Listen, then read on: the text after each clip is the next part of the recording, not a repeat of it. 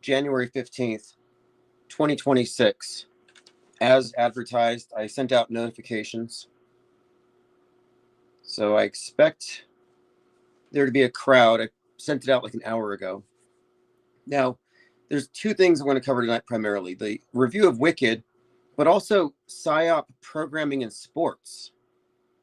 Last year, and this was something that was discussed quite a lot in our think tank, there was an overlap between the baseball player Alejandro Kirk and Charlie Kirk in the news coverage, where every headline seemed to equally apply to both. And we just noted these weird coincidences, like, wait a minute, he's a pain in the neck, the baseball player. And they show on the image this picture of the baseball player, and somebody's dumping Gatorade on him or something, and it looks like it's squirting out of his neck. I'm like, that's a weird coincidence. And then in the World Series, he's the one whose bat broke. He was hit with the ball. I mean, there were so many instances where they were talking about Kirk, but you could have been easily confused about which Kirk they were talking about. And we thought, is this some kind of joke? Like, what are we actually looking at here? Well, it's fundamentally the same thing as the Joe Rogan show on the day Kirk was shot, talking to Charlie Sheen about getting sniped and then talking about Lee Harvey Oswald. So this is not something unheard of. There's been other instances as well where the sports seem to also reinforce the PSYOPs, if by nothing else than by at least emphasizing the same memes. And that's what we're talking about. Placing things into your frame of reference, putting pieces on the board. But there's this echo chamber effect that they generate with what I would refer to as concurrent programming, where no matter what you're doing, no matter what book you're reading, movie you're watching, you're going to get the mind viruses they want you to get. And I see it all the time. I mean, I catch mind viruses from people in my life who don't pay attention to these issues, but then some thing is triggered and suddenly everybody around me is talking about it. Like, I could have said, screw the internet, I'm just going back to school. And I could have done that. But the first day of class, what are we talking about? Renee Good. So there you go. Can't escape it. It's inescapable. So what came up the other day, at first I thought, okay, this is an excusable error. This guy just misspoke. Stephen A. Smith. We're talking about sports coverage, and they're talking about a Texan player, and they called him Charlie Kirk by accident. So Stephen A. Smith, he mistakenly took Charlie Kirk's name instead of Christian Kirk, and they were talking about a wide receiver in the Texans versus the Steelers. So what he said was, we saw Charlie Kirk catch 8 receptions for 144 yards. And then he apologized for misspeaking on the name. So, of course, what's unusual about that? I thought, nothing really. I mean, that's easy. You've been talking, the number one story last year was that whole thing with Kirk. And so why wouldn't you mix that up? It's excusable. So my first thinking was, I was like, okay, that's just a coincidence.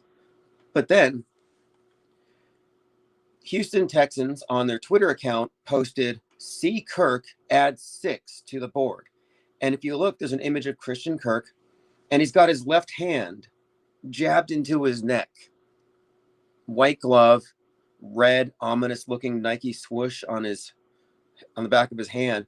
But it looks like he's doing the cutthroat gesture, the hand across the throat. But it's a very ominous-looking gesture, and it's very obvious. So it says, Christian Kirk, touchdown, hand in the neck.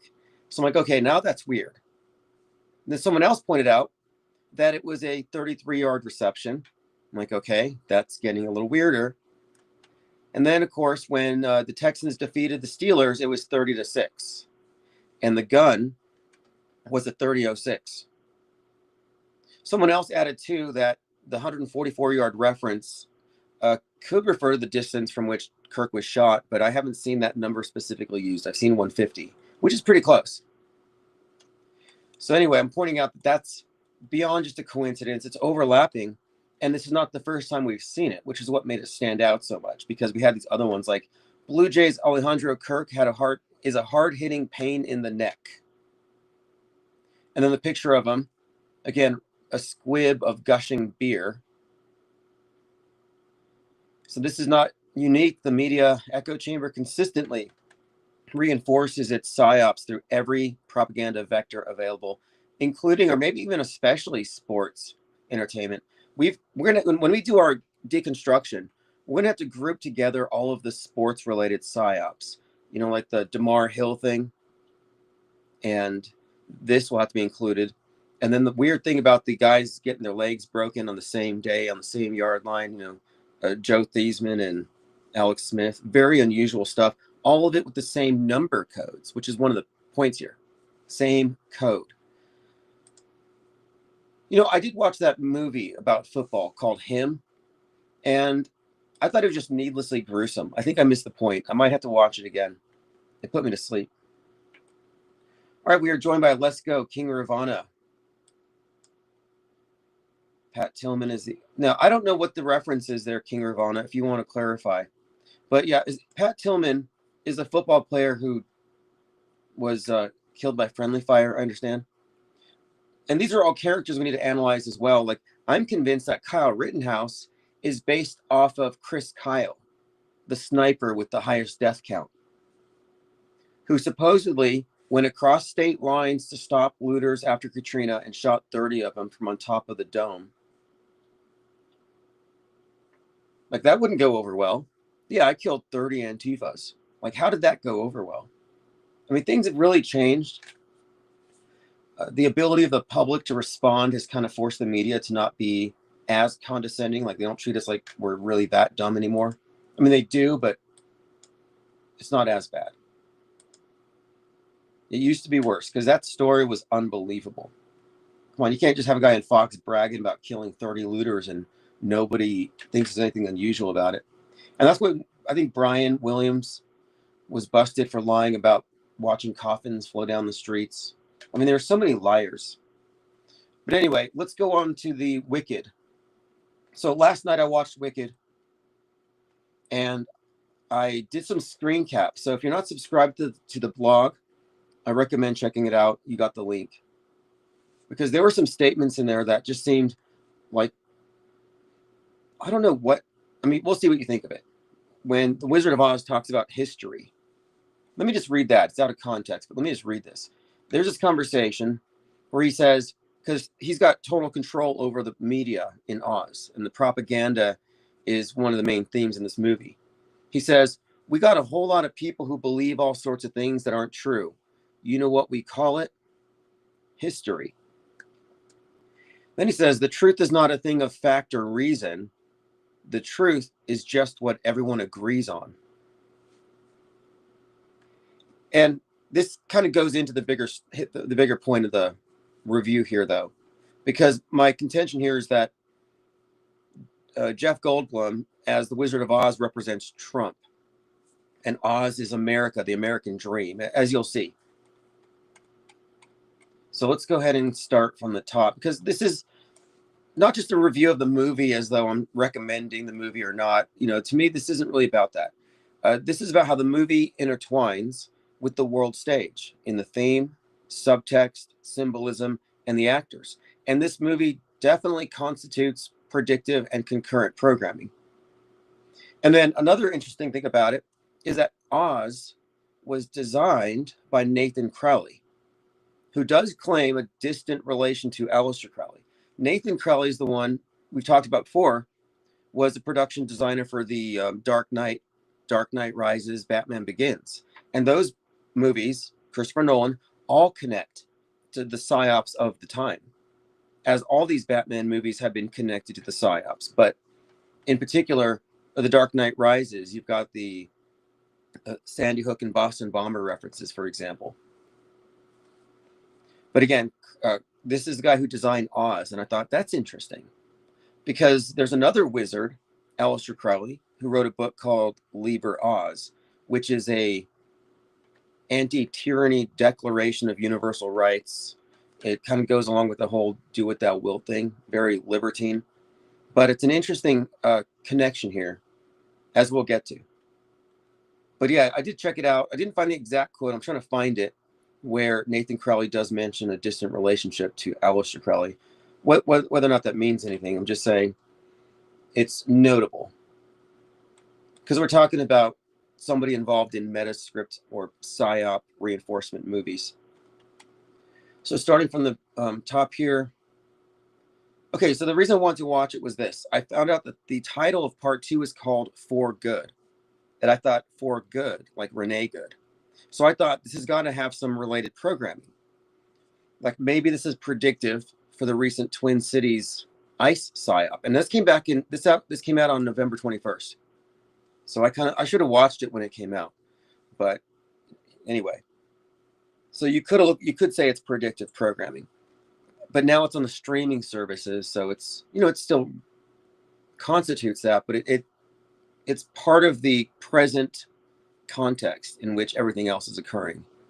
So given the subtext of the first part, which we discussed when it came out, I think that this is predictive for the ICE-related PSYOP. That's what I was suggesting. And I described the first wicket as Antifa coded. And it indicates a rise of left-wing resistance against a fascist government, or what it perceives to be fascist. So going back to part 1. Part 1 had a secret police in Oz rounding up the talking animals. So they're disappearing, and nobody notices or no one wants to talk about it, besides Elphaba, the witch, who's green-skinned, and she's already marginalized. She's already an outsider. She doesn't fit in. And all the people who fit in don't really care. So the wizard is taking away the rights of the animals. They lose their jobs. They're not allowed to speak anymore. They're taken out of positions in schools, like they're not allowed to be professors. And the citizens look away. So there's kind of this theme throughout. That's kind of the whole theme here. And I'm saying that the wizard is basically Trump because he's like this populist figurehead, a showman, and he uses a lot of the whole law and order rhetoric thing. He's basically I think he's a stand-in for Trump. But the thing is, the musical came out in 2003. I think it was 1995 novel, 2003 stage show. So this is way before Trump was president. So you couldn't really say, oh, this is based on Trump. Or could you? Because I said the same thing about A Man in Full with Charlie Coker and this Thomas Wolfe book. Basically it's about Trump. But the book came out in like 1999 or something. So it's like, wait, how is that? Well, this is where we get into the idea of predictive programming is actually content that's related to the script that's going to be implemented, future fake events. And a lot of times it's with great specificity. That's what makes this so intriguing. So you could say, oh, it's just a coincidence. And I'm saying, no, this is actually predictive programming for the future politician Trump, whose role was largely prescripted. You could say the same thing with Machete, which has this Trump-esque character who's actually giving a speech about immigrants at the podium when he's shot at. But anyway, the witch refuses to be silent about the secret police taking the animals, the violation of rights. And so she's turned into a public enemy. She's deemed wicked. She's given the moral low ground, even though she's fighting an oppressive system. And she uncovers a few things, mainly that the wizard has no real power, and he relies on spectacle and illusion. But she gets branded as wicked, like basically a terrorist. And this is foreshadowed in 2025 because Trump signed an executive order designating Antifa as a domestic terror organization.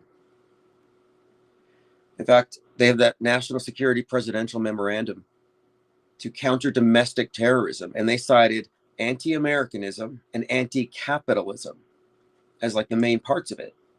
So this is exactly what we're seeing here, though, is that the activists are being designated as, of course, enemies of the state. So she has to choose between fighting against the system and her friendship with Glinda the Good Witch. And then this is the end of part 1, where she does an EMP attack and puts the Emerald City into the dark. So it ends with a blackout. And I kind of left it at that. I was like, okay, it ends in a blackout. I didn't really follow up on it until last night. So first, I want to get into the symbolism of the color green, because this is one of the things we've been noticing.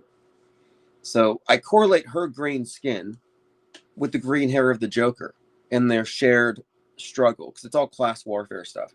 The Joker had the whole kill the rich theme, and this echoes the Antifa-esque subtext of Wicked.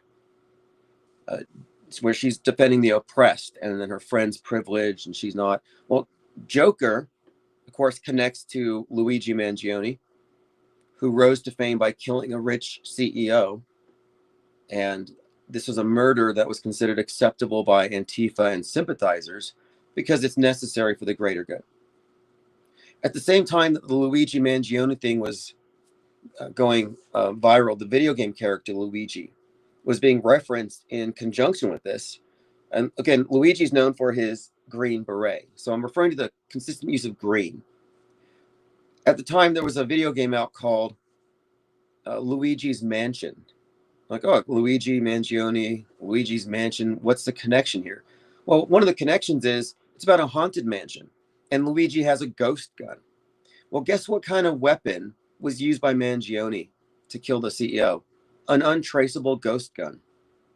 A firearm with no serial number, assembled from 3D printed frames and other parts. But basically, you've got the green hair, green skin, the green beret, and then this was on January 1st, 2025, you had a green beret in a Tesla Cybertruck blowing himself up outside of the Trump International in Vegas. So you have this green beret attacking Musk and Trump symbolically. Again, attacking the CEOs, the whole no kings thing. In the movie series The Madness, you have a Luigi Mangione-like character, a vigilante who kills the CEO who's flooding the internet with Nazi stuff, basically Musk. I mean, this has been a reoccurring theme. But what I'm pointing out here, the green beret, the green has been consistently associated with the left and this revolution against the fascist system. And you could connect this with the green movement in a few ways as well, because it's always the anti-capitalist thing. Now, on to the second part again. So Wicked for good. And here's how it relates to ICE and the death of Renee Good. So I had been watching the Golden Globes, and I saw Mark Ruffalo. And I pay attention to a lot of these characters if they portray Trump on the world stage. If they portray Trump in a movie, and then in the news they're like Trump deranged, I pay attention to them. Like Robert De Niro is one of these. And Mark Ruffalo has consistently been vocal politically, but then he also plays a Trump-esque character, as you'll see here. And you'll see where I'm going with this, because he's on the Golden Globes and he's displaying his Be Good pin. And he talks about Renee Good and ICE deportations. So a couple of things here. I said, okay, I thought, okay, well, For Good is conspicuously timed for the martyrdom of Renee Good. And her actions were seen as morally righteous by the left, by Antifa, yet the system portrays anti-ICE activists as wicked terrorists. All these protests we're seeing right now were triggered by what? The killing of Renee Good. In essence, the protests are for good. And then Mark Ruffalo played Kenneth Marshall. He's the Trump-esque character in Mickey 17, who survives an assassination attempt by an anti-tyrant Luigi Mangione-like character. And he poses for the media with blood on his cheek, like Trump did. And if you've seen the blog, I have pictures. You can see Ruffalo with the blood on his cheek. You have the image of Robert Pattinson with the hoodie from the commercial of the trailer, looking like Luigi, smiling with the hoodie on, which I think is a reference to Robin Hood, more class warfare, take from the rich, give to the poor. But then more significantly, Mark Ruffalo plays the Incredible Hulk with the green skin. So you're seeing this pattern here. Again, it extends to this character who's inserted himself into the conversation, not specifically in the movie, but in the conversation with the Be Good thing. So now the second part of Wicked begins where Alphabug begins disrupting the forced labor operations. Sort of like how anti-ICE are interrupting arrests. She's going to wherever the people from the soldiers from Oz are forcing the animals to work. And she's interrupting it. She's liberating the animals. The animals are not allowed to speak. and they've been put to work building the yellow brick road. So she's branded wicked and an enemy to Oz because she's letting the animals go. And the propaganda makes her into the enemy. So now she goes up to Glinda the Good Witch and tries to get her help to expose the wizard and save the animals. And Glinda says that she should look into trademarking good, which is kind of an interesting statement. I should look into trademarking good. And this is when they really begin emphasizing the word good. And it's persistent throughout the movie.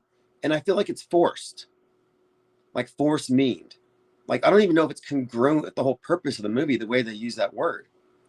So Alphabet says we can't let good be reduced to just a word. It has to mean something. It has to change things.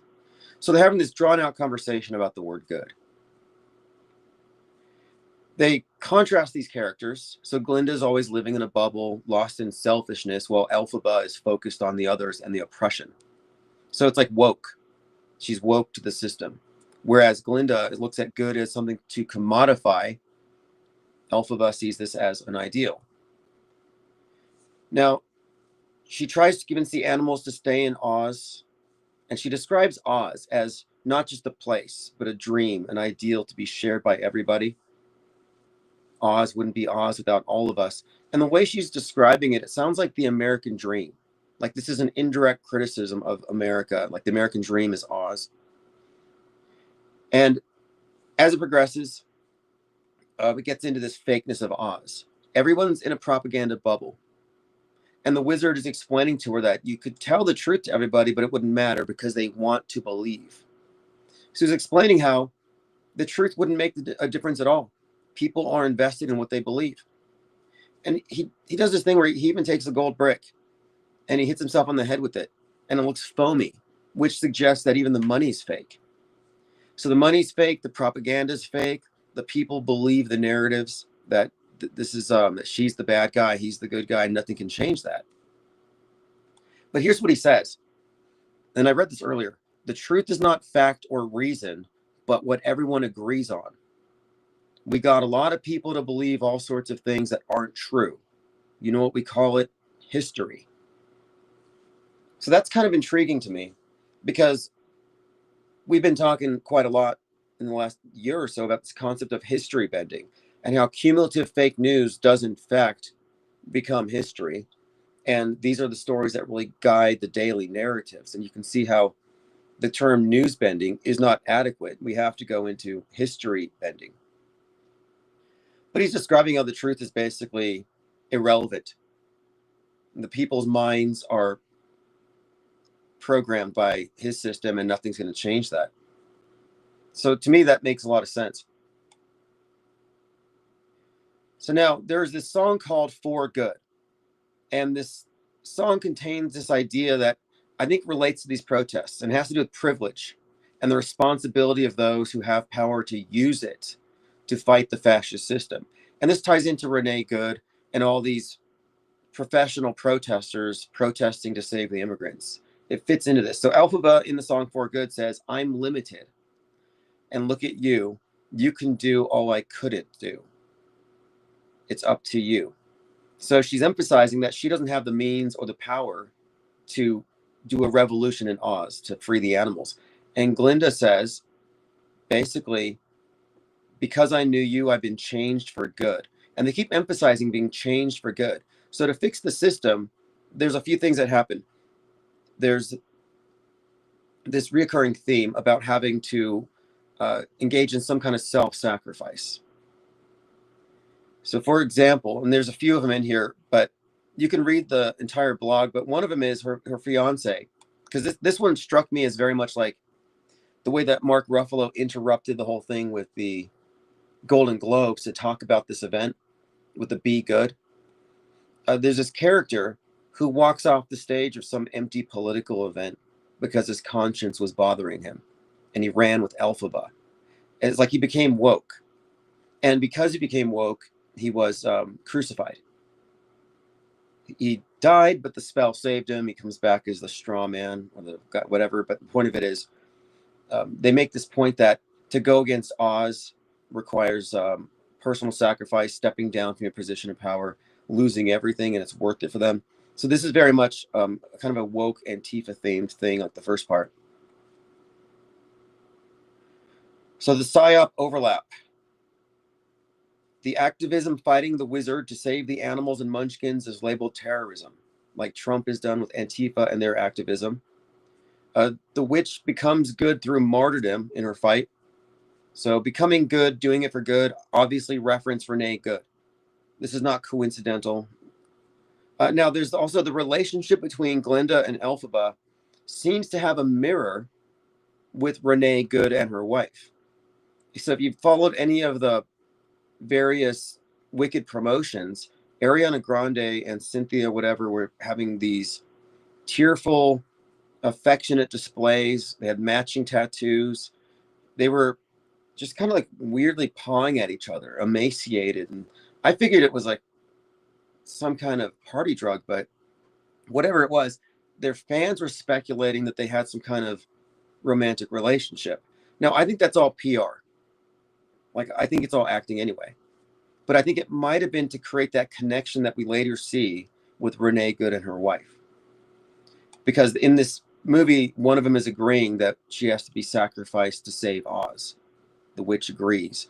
So what does it mean to be good in this sense? It means to leave the safety of the status quo, fight to liberate the animals and the munchkins. To be good is to be a martyr. And the green movement, like I mentioned earlier, this green code is all throughout. It contains the same core message. The capitalist system is irredeemable, toxic, and fake, and has to be replaced by something sustainable. So I think one of the last words, try to change things. Be Glinda the Good. So again, in summary, my review is not really specifically about the quality of the movie. It's about how the movie intertwines with the world stage in the theme, subtext, symbolism, and the actors. Like this whole thing with Golden Globes and Mark Ruffalo and Be Good, that's not coincidental. It does constitute predictive and concurrent programming. So again, Nathan Crowley, his grandfather was Alistair's cousin, reportedly. He built the sets. He built the Emerald City. So that's kind of interesting. And they went for a vintage Hollywood feel from like the 1939 movie, but a relative of Aleister Crowley built Oz. I just took that as, at the very least, noteworthy. And again, he worked with the Nolans in Dark Knight Rises. And Jonathan and Christopher Nolan, who've created copious predictive programming over the years, have recently focused on atom bombs and nuclear fallout, which was a theme in Wicked. The initial terrorist attack is a fallout, it's a EMP. But Oppenheimer and Fallout. All right, let's see here. We are joined by Conscious Reality. Says the LDS Church has the slogan, Be the Good. Interesting. Yeah, that the actress who plays the Wicked Witch also played Jesus in Jesus Christ Superstar and has Elvis's birthday. This Elvis Jesus thing, what's that? But what this thing about the fake history is what I found most intriguing. And the way he describes people, it reminds me of Dune Messiah. They're not mad, they're trained to believe, because belief can be programmed, knowledge is dangerous. So he's just admitting, yeah, they're under my mind control. So even though he can't do real magic, he controls all their minds.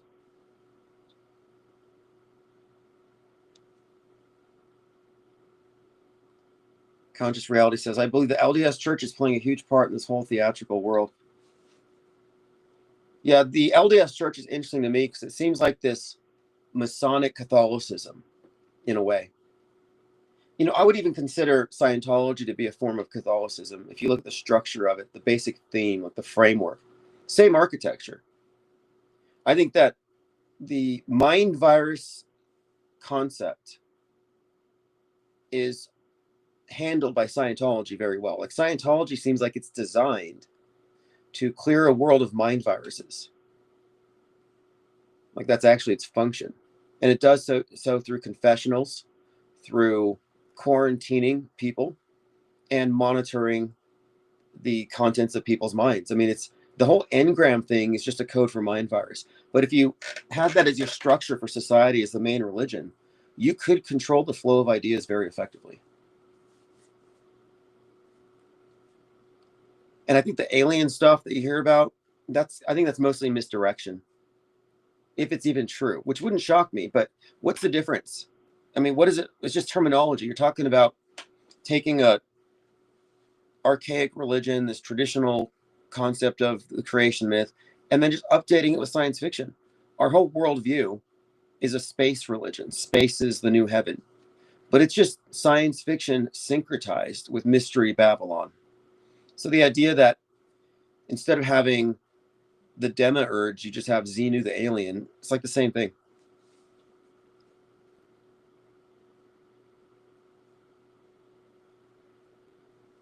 But yeah, we talk about religion quite a bit here, but I think the only religion that we really need to be concerned with is the religion of mainstream media. And the reason why it has all the religious iconography is that it's syncretizing it, it's synthesizing it, it's creating this Frankenstein's monster of a religion for all mankind. So it's incorporating everything, it's merging it, creating new gods in a sense. So they're not like advertising the old religions, they're replacing them. You know, COVID's a devil that even atheists will believe in. Angels, yeah, you don't believe in those if you're an atheist, but you do believe in aliens. Well, what's the difference? Aliens are just angels for atheists. And you have Joe Rogan talking about Jesus is going to come back as a AI. And people find these ideas palatable. They think, yeah, it's believable. It's like, that's like saying, I mean, it's like Hell 9000, you know, was kind of foreshadowing for this. There's been a few things.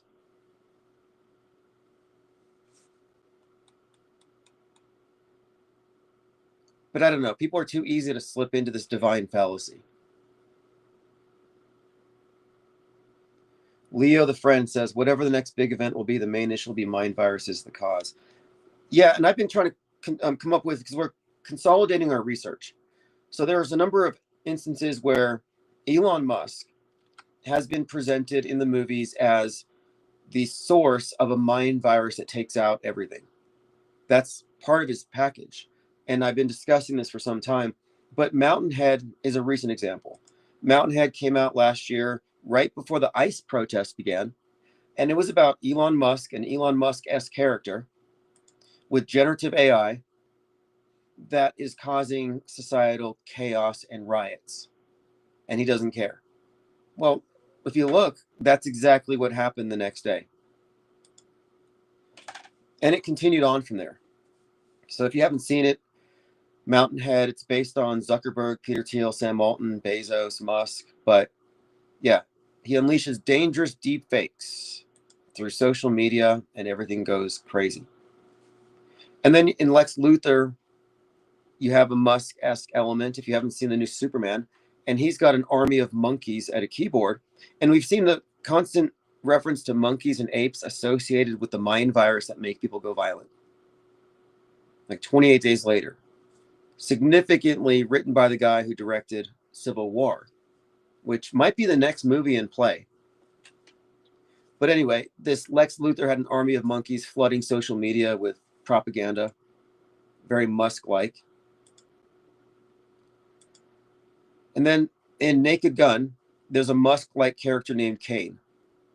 And he has this device that can revert people to primitive states. It's going in all the phones, this plot device. And the idea is that everyone's going to turn violent, society's going to collapse, and the wealthy are going to hide in bunkers.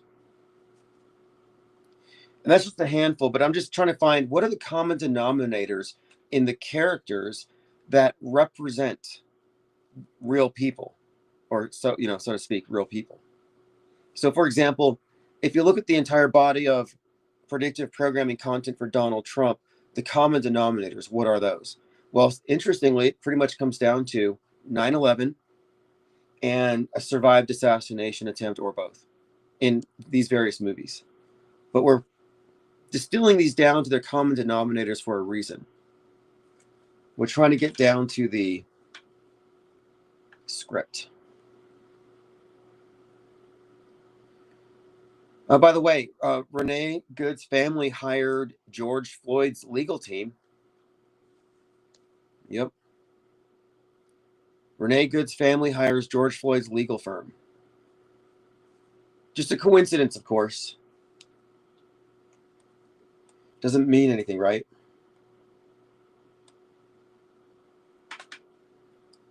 Leo the Friend says, a popular indie show, The Amazing Digital Circus, the main villain is called Kane. He breaks the characters down in a VR game they're trapped in. Well, this character, Kane from Naked Gun, controls the electric vehicles because he's like the Tesla. He basically is Musk. And if you are his enemy, he takes over your car and makes you crash. Very evil. But the whole idea was the elite going into bunkers, which is another theme you see. It's common right now. Fallout, Paradise, which I haven't seen Paradise yet. And then if you didn't catch it, The Endless Night. It's a Brazilian miniseries on Netflix. And it's about a nightclub fire. If you look at the trailer, it looks just like what we saw on New Year's.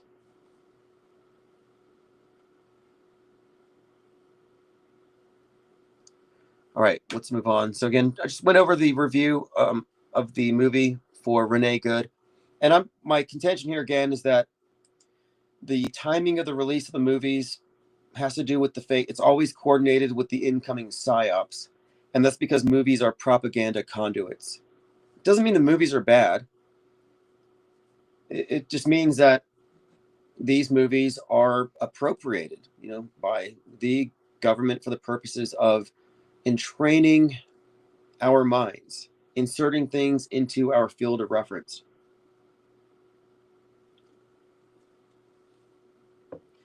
Conscious Reality says, once you leave the church, you're basically shunned. Well, the idea of apostates pertains to every single religion.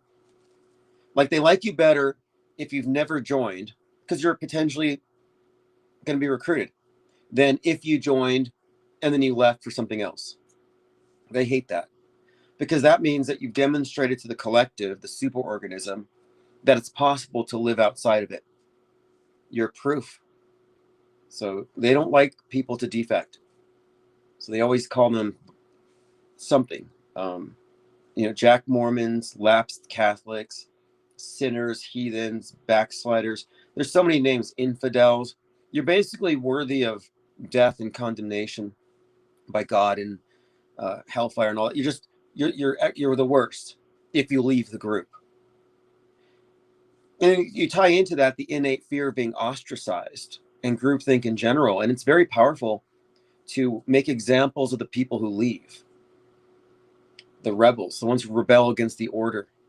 You notice in all the myths, Prometheus and even Satan or Lucifer to an extent, anyone who rebels against the authority, the system, is demonized in the worst way. Yeah, reprobate, that's a good one. Suppressive persons, yeah. Suppressive persons, conspiracy theorists.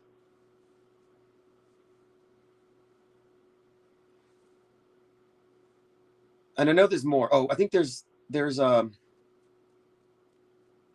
seen a few others. I'll have to look into them.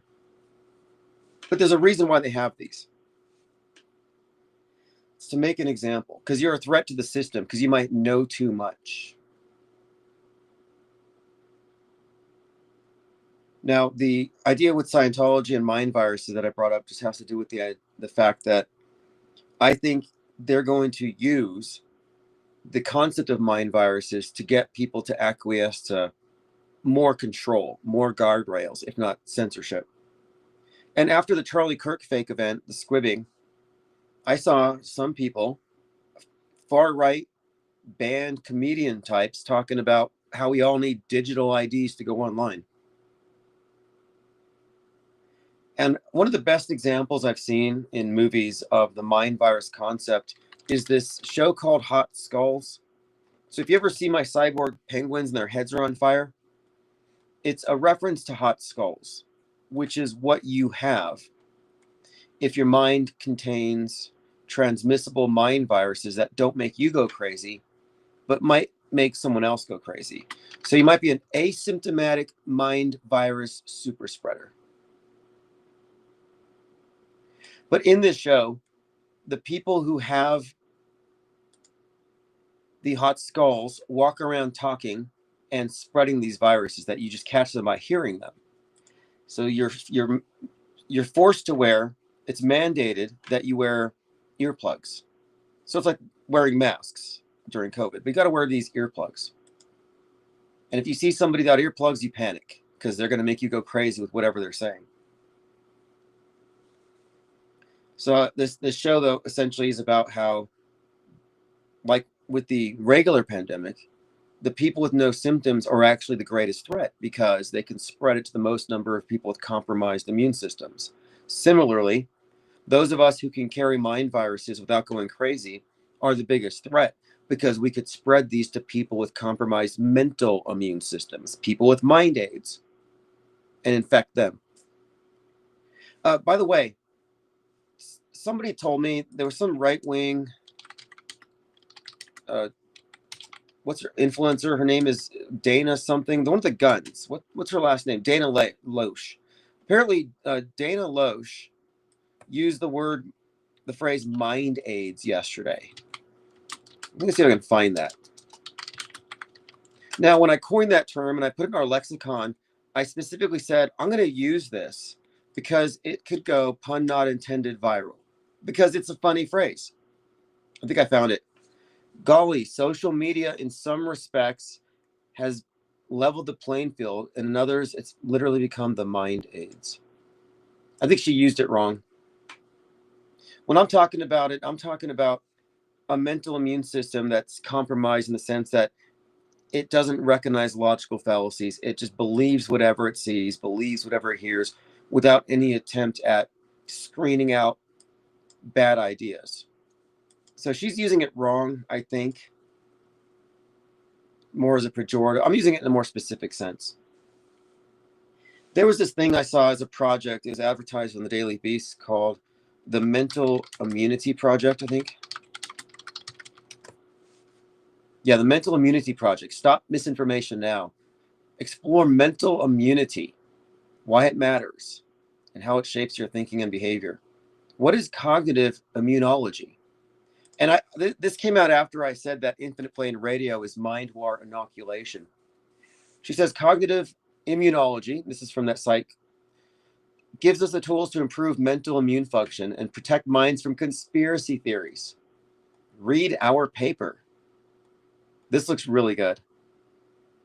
What's interesting to me about this, because it sounds good, but they're operating within the system in which everything on the mainstream media is true with no processing. They're completely passively open to and receptive to whatever they get from the mainstream, and that's their starting point. So here's the abstract. It's by Andy Norman and Luke Johnson and Sander van der Linden. Do minds have immune systems? We removed several obstacles to treating the question in a rigorous scientific way. After giving the hypothesis that minds do have such subsystems a name, we call it the mental immune systems theory. We show why this merits serious consideration. See, this is intriguing because one of the reasons why I excommunicated the chemtrail conspiracy theorists, the reason why we call they're apostates, like they're not allowed back in. They're actually like heretics. The reason why we banned them is that to accept that whole story or that superstition of chemtrails, you have to be falling for a minimum of 3 logical fallacies. Well, these represent holes in one's mental immune system. So you're susceptible to certain types of mind viruses if you cannot recognize a loaded question, if you cannot recognize faulty causality or appeals from ignorance, appeals to motive. If you can't recognize those as they're being used on you, you're compromised. So I do think that minds have immune systems. So when I say somebody's got maids, I just mean they're totally credulous. They're auto believers. They're not using their mental immune system. I mean, there's a cure. That's why I say infinite plane radio is a cure and inoculation. Okay, now let's continue.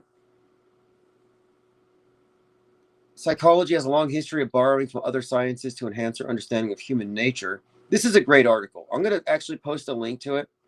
Cognitive immunology.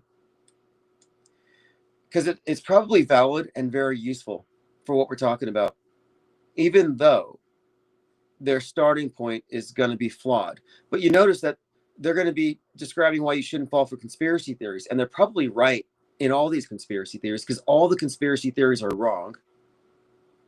They're all controlled opposition, fake anti-establishment talking points and positions. We've exposed them all.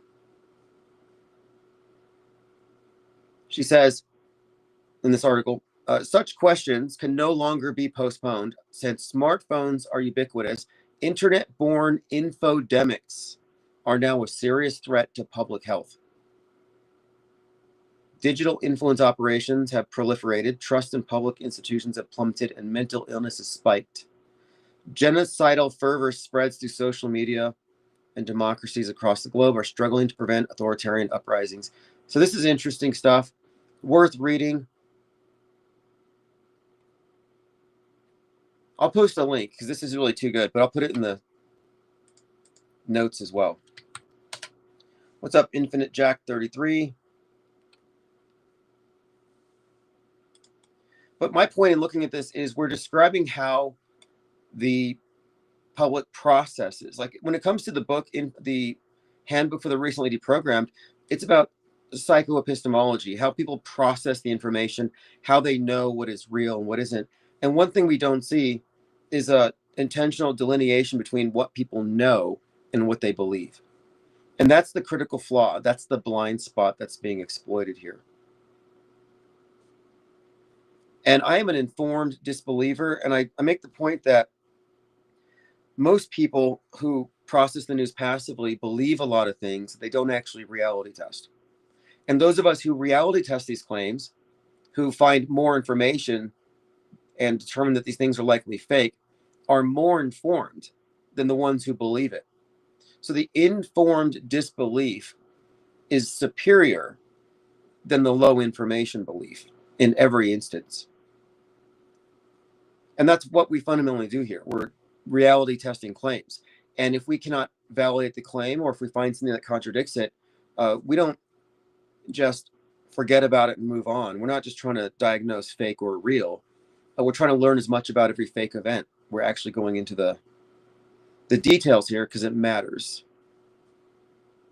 What we're engaging here, I call it the Great Deconstruction, is exposing the relationship between simulated historic events, which are planned long in advance, how they're inserted into our timeline, the merging of these twin timelines of organic reality and the timeline of fake events superimposed, which they accomplish through the arts, through the media, through the PR stunts and the fake events, and then how these fake events become persistent facets of our consensus worldview, how our worldview is manufactured out of these things.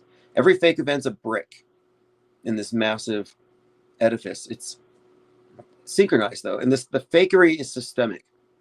But what our deconstruction is going to reveal is how the events we're talking about aren't last minute things. They're not hoaxes. They're not PR stunts. No, these are simulated events, historic events, often significant globally, that are planned years in advance, minimum. Decades in many instances. And this should be a paradigm shock to anybody who thinks about it seriously for a few minutes.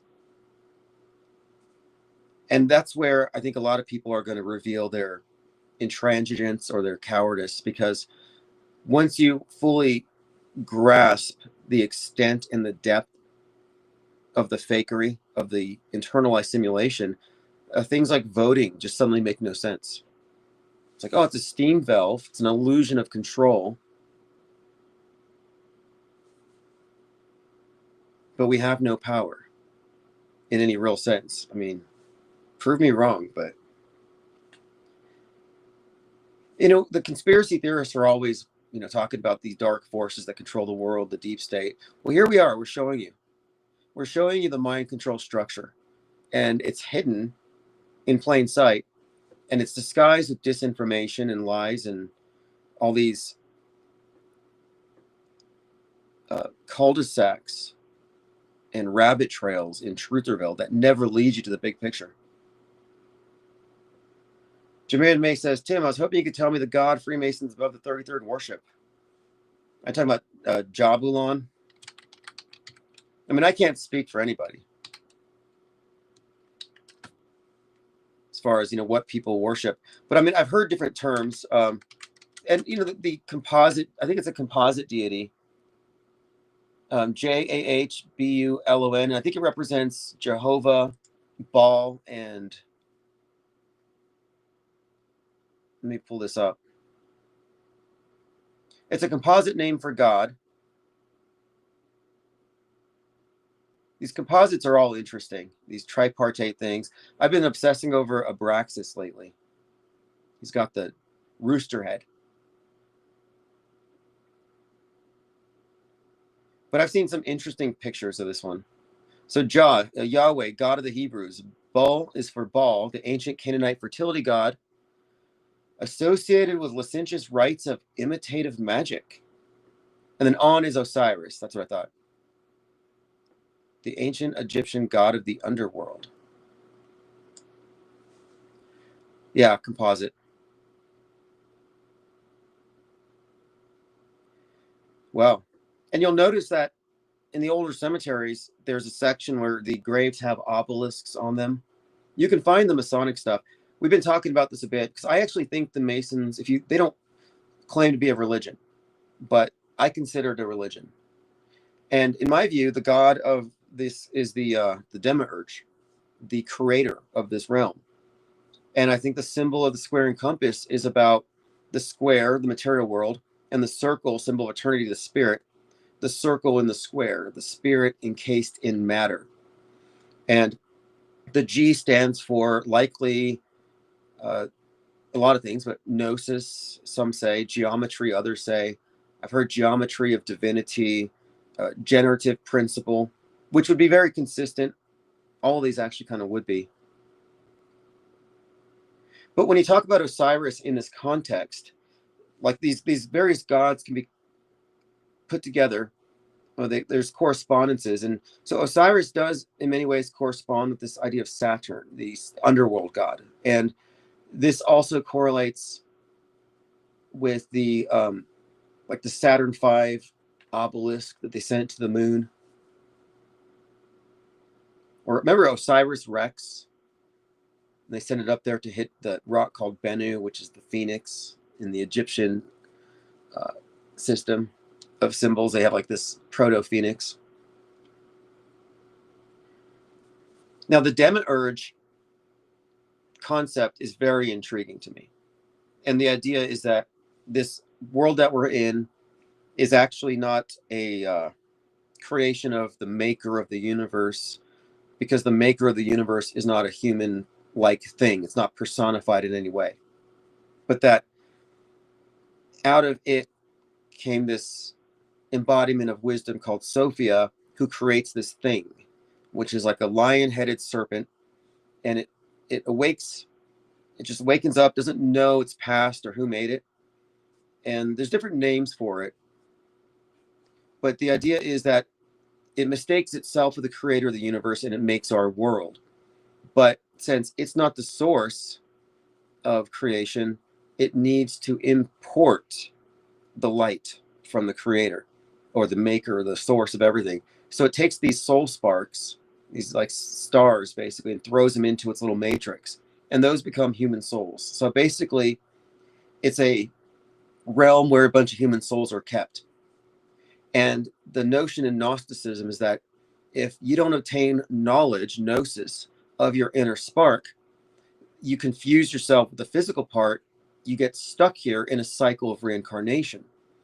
And one of the primary symbols that we see in relation to this in all the movies is the notion of a localized false creator, controller figure, like in the Truman Show, Christoph. But the idea of cycles, of this realm is also the square or the cube, the black cube is a reoccurring theme here.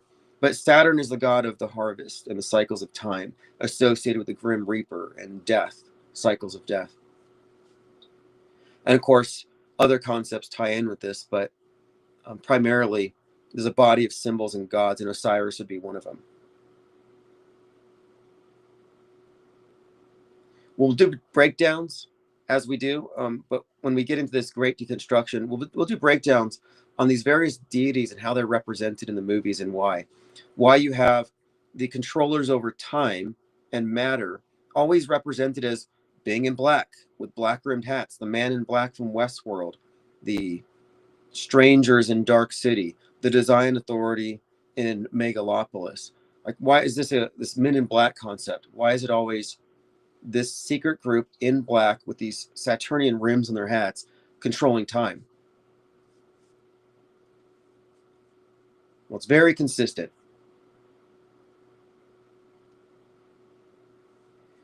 Well, people can debate whether one is right or the other. The reason why I favor Gnosticism is it's based on knowledge. I'm not someone who goes for faith or belief. And people in Discord will notice this. Like, I really push back against burden of proof type things. Like, if you're going to make an extraordinary claim, you kind of got to prove it. I live in a world of facts. I think we deal with too many lies, too much misinformation. And I think that faith needs to be replaced by reason and logic. And what I'm suggesting here is that the system that we're in, this paradigm that we're in, provides the worldview that we live on, a stage, and then its backstory. But there's also these occult undertones. There's also a subtext. And the whole Saturn thing is very prevalent. So it would seem to me that it's reflective of the idea that this realm is, in fact, a Gnostic concept in terms of it being a prison. And that the creator is the jailer, in other words, which is very consistent with the religions anyway. I think the religions are institutions of darkness and darkenment. If you think of light and dark as matter and soul, and to the extent that it effaces the soul or minimizes it, minimizes self-knowledge and focuses you on externalizing it, I think it's darkness. And it might just, it's my opinion, I mean, I might be wrong, but I get the idea that governments, religions, politics, entertainment, that all of it is designed to condition us to relinquish our hold over our individual soul sparks in favor of worldliness, narcissism, selfishness, and ultimately forgetfulness. So we don't remember or find knowledge of what we are, what our origin is. We tune out from that, and then we get recycled. And maybe that's not a bad thing. You know, maybe it's not. I don't know. It's kind of hard. I don't have a basis for comparison. Like, I like my life, but I recognize that not everyone's having a good time, so I can't say everything's perfect as it is for me.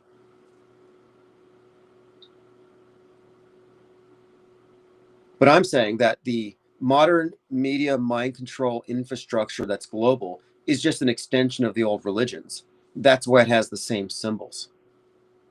They've just updated it. They've updated the paradigm, but it's the same thing.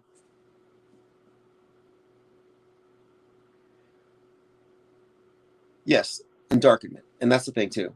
I think that what we're living in right now is an endarkenment, as our connection to objective reality is being sabotaged and undermined, collective psychosis, simulated events replacing real events. We're in a hyper reality. Yeah, we're going into an endarkenment. And I think there's a sinister aspect to it, in the sense that if you're plugged into the false paradigm, you're more or less having to become fake yourself to some extent. You're having to have the societal molded mask as the interface anyway. And the extent to which you're conforming to the fake, you might be ignoring certain things that you're required to ignore to fit in the system. So I'm suggesting here that falling for a false worldview might actually discombobulate you from your higher self, your soul.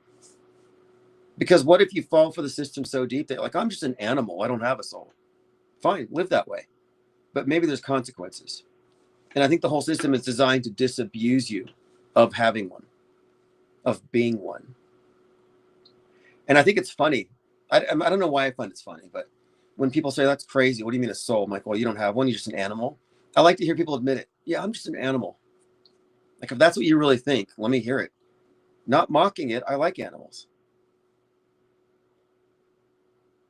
I don't think it's prideful or arrogant or cope or egotistical to say that we are superior, that humans are a superior life form. I don't know why that's controversial.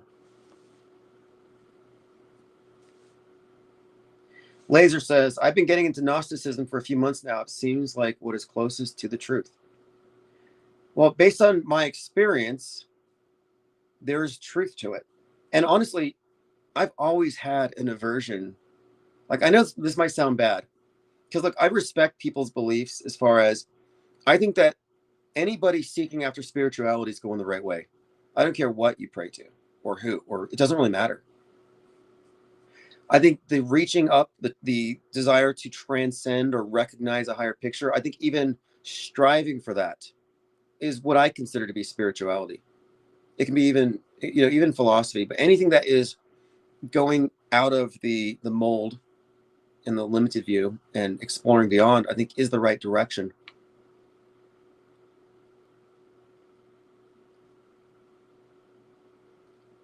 So I don't really have anything against religions. I've checked a lot of them out. I've recently, in the last year, I've attended a Catholic mass. I attended a Gnostic Catholic mass, which I found to be enlightening. In fact, I kind of walked away from that one convinced that it is the authentic version. That I think the elite secretly worship nature in a lot of ways, the material world.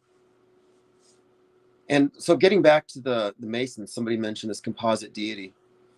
So you have Baal, you have Yahweh, Baal, Osiris. Well, Baal is where you get the word obelisk, and he's a Canaanite fertility god. And the obelisk is an old symbol of the earth god, even Osiris, same thing. And the reason why it's a symbol of the earth god is that he's the underworld god. He's the god when he's dead. And the obelisk is what marks his grave, and it represents the resurrection, which, interestingly enough, the rockets resurrect. They fly into space, and it's all very symbolic. The space program has a level of pageantry to it that I think is the main purpose. Leo the friend says, I'm just a clump of cells, man. Yeah, exactly. I think it's funny. And okay, because like the Satanists believe that. The Church of Satan, they believe that we're just animals. And they revel in it. Like, don't take a bath. You're just an animal. If you've read any of their books, it's pretty much about worshiping the flesh. The leader talked about Earth as a carnival. He's a carny, and it's a carnival. Carnal means flesh, incarnation. You're here to enjoy yourself. That's the whole thing. But one of their rituals, and a lot of them, they wear animal masks. This is like 50 years before furries. Goats, pigs, wolves. Look at any old Church of Satan photography. They're all wearing animal masks. It's not these Venetian masks, this eyes wide shut stuff. No, it's like animals. And I read one of their rituals, they actually like crawl on the floor like animals. They even do this lycanthropy rite. That sounds interesting. But my point of it is this. Their belief system is that we do not have anything else beyond this. It's one life, YOLO, basically. And I don't agree with that. And speaking of furries, at the White House today, at Mar-a-Lago, there was some party where they're raising money for dogs, and everybody on the dance floor is wearing dog masks. And I was like, what is with furries? The shooter, Thomas Crooks, the shooter, Tyler Robinson, were both furries. And I saw the imagery and it had them with these wolf masks. And I'm like, oh, lone wolf shooters are now furries, lone furries. And everybody on the right laughs at furries, and now they're furries. What is that?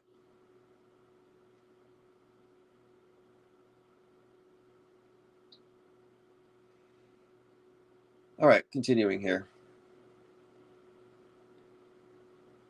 Let's see. We were going through the god. Oh yeah, that's right. Baal, shaft of Baal, obelisk. One thing I find intriguing is how you have these combination deities, these combos, like these Frankenstein amalgamations. And I frequently mention Serapis just because it's one of the great examples of it's Osiris and Zeus. And they mix Osiris and Zeus. It's a Greek and Egyptian deity. And they blend them together and merge the religions, merge the people. To me, that's exactly what we've seen. The world stage, as we see it, is a syncretic blend of various myths, and it blends all these various overlapping things that are compatible. They just overlap everything.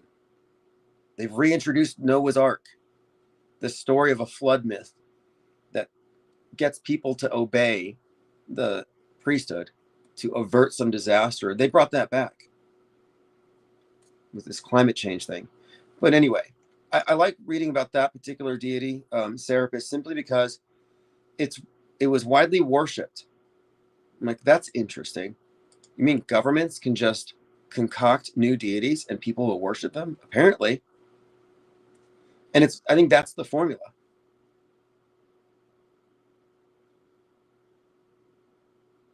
Let's see who else has joined us in chat. They become what they hate, says Ollie Goering. Yeah. Mar-a-Lago looks interesting. Looks gaudy. I mean, I've seen the Mar-a-Lago face. The whole place looks like a freak show, honestly. I'm sorry.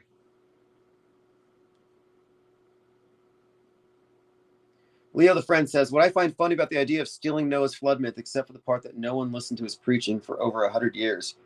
Well, how many years have we ignored the environmentalists? Like, climate change is still going to happen, I think.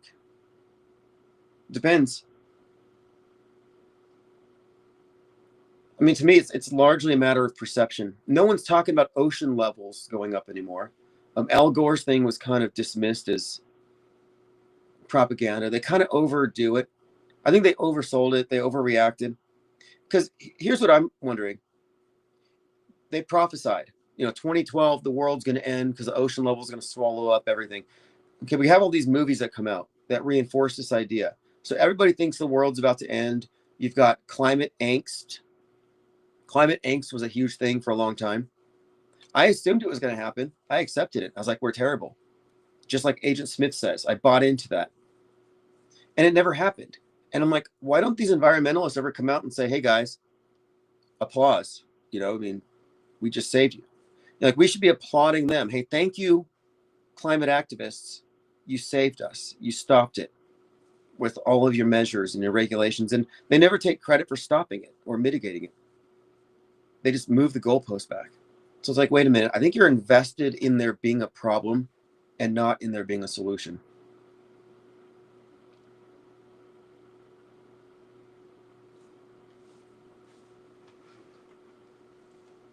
Even that character in I think his name was Fiyero, the character in Wicked, who reminded me of Mark Ruffalo. He couldn't participate in the spectacle.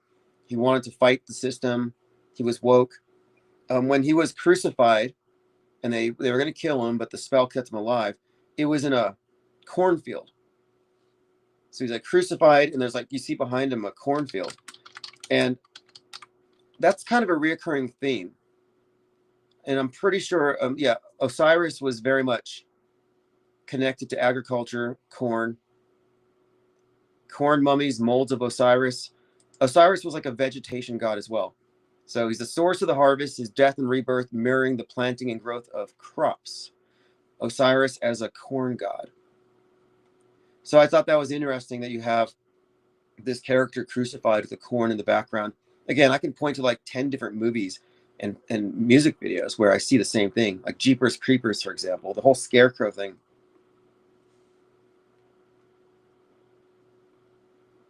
Jamarian says, Tim, perhaps there could be a stream on dissecting all the children's shows. They're very creepy on further examination. Like the Today special about the mannequin. That's a good idea. Leo says, counterfeit biblical concepts are all that can be syncretized. Well, aren't all the biblical concepts inherently counterfeit? I mean, it's not like Noah's Ark was the original story. Wasn't that plagiarized? Like, is any of it original? Do any serious biblical scholars assert this to be so? It's not like we have firsthand reportage. I mean, is any of it authentic? I really had to start at the beginning. And when it comes down to it, I think we're talking about mythology, not theology. And religion is a tool, not only for mass mind control, but to make everybody hate each other. Because one of the primary facets of the world stage is triangulation. You get group A and group B to always be against each other. And you favor group A and you disfavor group B. So group A kiss your ass. They're basically teacher's pet. And the other group is always the outsider. And that dialectic is constantly played, this constant dynamic between left and right, mainstream and alternative conspiracy theory stuff. Misinformation, in other words, the saved and the unsaved. These are triangulations. So if you buy into any religion, you're being triangulated. Now, suddenly you think you're better or superior or cleaner or better or closer to heaven, more favored in the eyes of your creator. You believe these things, and then everybody else is wrong. And that essential split, I think, is part of their mind control system. They need us to be triangulated. That's why you have the black and the white, the duality. I think it's all about the dialectics, the Hegelian dialectic, the tug of war, but they both agree on whatever issue it is they're pulling the rope over, the tugging of war over. And like I said, I lean towards Gnosticism for a lot of reasons, mainly because of my own experiences, what I know. And I'm not telling people what I contend to be true. I think people can find out on their own. It doesn't do any good to try to, like, quote, wake someone up. I think people have to find things out on their own. And I think a lot of people won't, because religions are there to guardrail spirituality. Real spirituality will always be deemed evil, witchcraft, demonic, occult, forbidden, for a reason. It's called gatekeeping. Meanwhile, all indications are that the God constructs are masks for government and tools for the government to exercise power. Let's combine these two gods, get these people to merge. I mean, to me, it's very simple. And I think one of the most unifying things has been the new religion of mass media. And if you look at how mass media is delivered, how do you get immersed in this paradigm? It's not a holy book. It's not scriptures. It's movies. It's your smartphone. It's your TV. And so if you look at the last 100 years as an alien anthropologist, you're like, wow, every family, every individual spends their time at night, not really kneeling, but essentially prostrate or, supine before a black box that glows. At the black box altar. It's an altar to Saturn.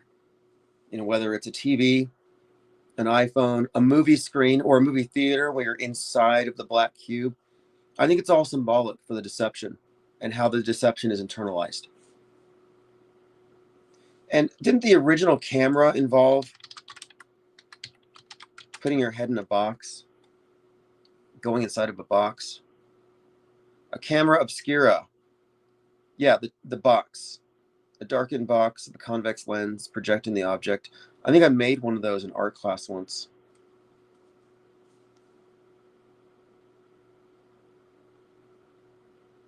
And I think it's quite revealing that the Christians murdered all the Gnostics.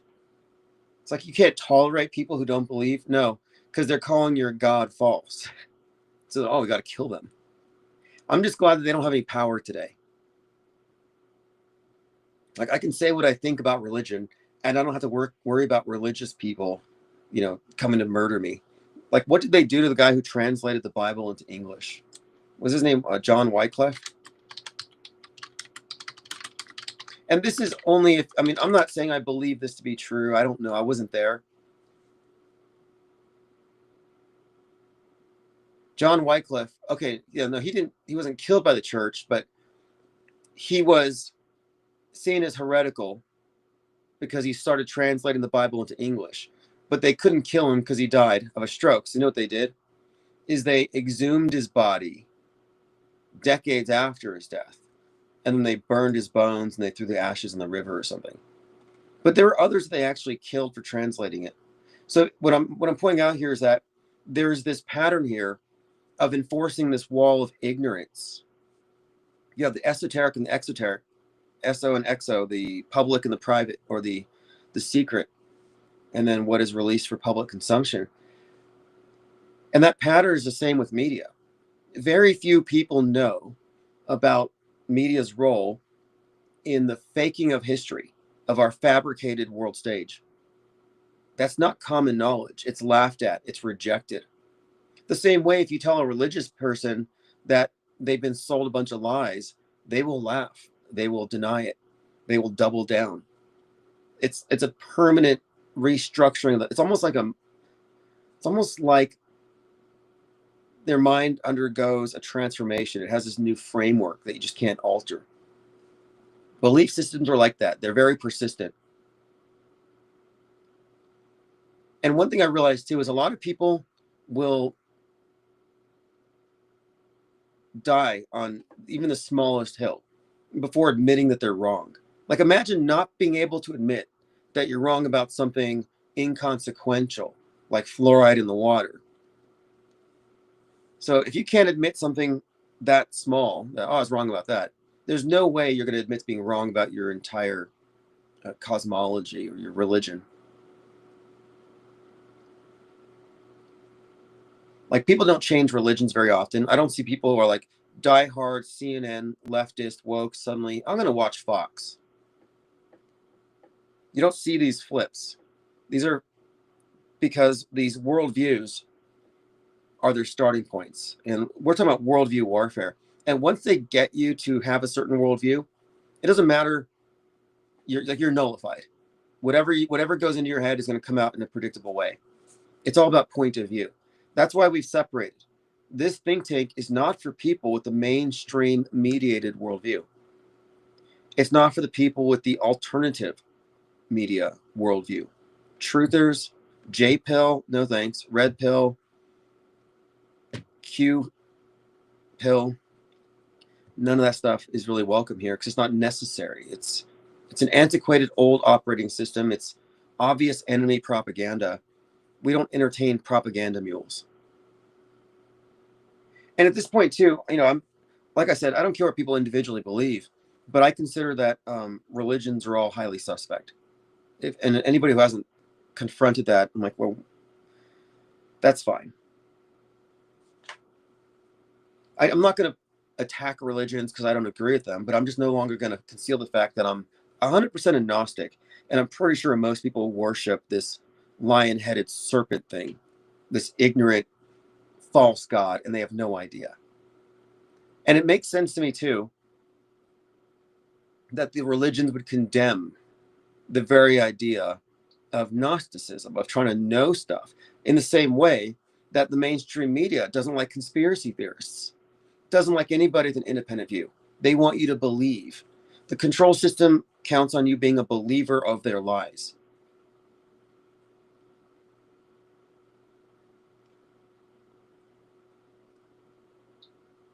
All right, let's see here. Laser says, media is integral to baking the fake into stone. Look, the reason why I don't debate religion either is that nobody has any credentials in it.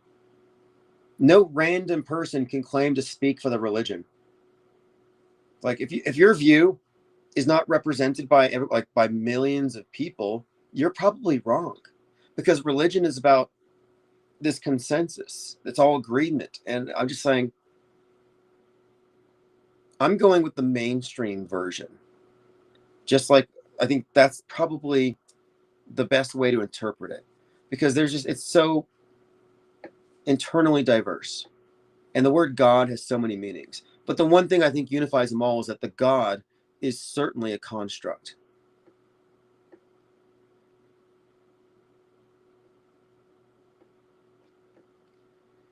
All right, let's see here. Let's move on. Look, anyway, I find the topic of religion interesting from the perspective of this is anthropology. We're trying to understand what we're looking at, big picture. But the main religion today is mainstream media. And I'm very much opposed to religion. I'm not a believer. I'm not interested in hearing about somebody's faith-based claims. Bring evidence. Like the Shroud of Turin. At least it's an attempt at evidence. As sad and pathetic as that fraud is, I mean, people pay to go genuflect before these relics. It's pretty funny. I mean, again, it's not funny. Well, maybe it is, if you think about it.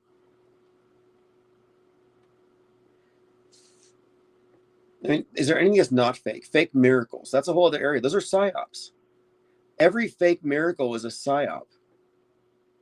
It's a psychological operation. The same thing. Okay, like what I mean is it's a fake event, staged, but it becomes a part of their official history. I would argue that the moon landing is a miracle. Walking on the moon, miracle.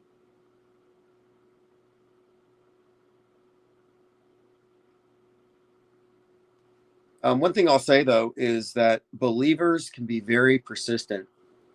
I have people who want to essentially compromise their entire intellectual integrity defending some BS claim because they can't admit that their belief is wrong. And that's fine. But my point of it is this. You're not doing yourself a favor by clinging to something that would necessarily require a few blind spots. And that's what we're getting rid of here. We're correcting blind spots. For example, auto-believing. Oh, I see it on the screen, so it's true. Well, obviously that's a blind spot. That's like you're blindfolded at that point. That's pure insanity in 2026. I'm constantly asking Grok, is this real? Like, you have to ask. It's not a safe assumption. And even if something's real, you got to make sure it's not been recontextualized. Like, there's no standard, there's no honesty. And you know what I've never seen? I've never seen a major influencer who promulgated some falsehood later saying, hey guys, remember that tweet where I got 5 million hits and I got paid? Yeah, I was wrong.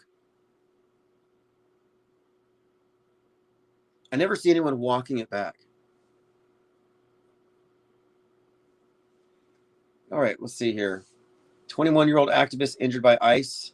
I saw that kid getting shot in the eye. Looked real to me. I've seen others like this before. Could be fake, though. Easily fakeable. How would you fake it? Sprightly Sprite says, Tim Osmond, Gnostic, agnostic. No, I'm not agnostic. I'm more of a Gnostic, I'm saying.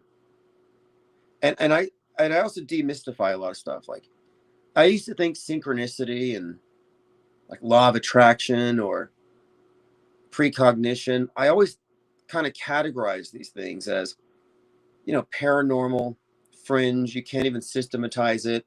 These are flukes or anomalies. But now I think these are just things that need to be explored. I'm a skeptic about these things, but I don't think just because there's not a scientific consensus, we should ignore them. Like the idea of precognition is intriguing to me. But because it hasn't been deemed as authentic or valid by the establishment, people tend to be very dismissive of it, like it's been rendered into a joke. And I'm like, okay, well, is it a joke because you think it's intrinsically ridiculous, or because you've been programmed not to look at it with some kind of suggestion that to engage in this is to be mocked or laughed at by the collective? And I'm suggesting here that some of these things that have been categorized as paranormal or even pathologized might actually be intrinsic to the human mind, but just not really active, like latent, not because they haven't, they're in the process of evolving or something, but I'm saying latent as in atrophied by deliberate, like almost like illiteracy. You have to put effort into learning how to do something like that. It's complex. And I think similarly, a lot of these things are aspects of the mind that could be understood with proper framework and practice or understanding, study. These aren't things to just be categorically denied or ignored.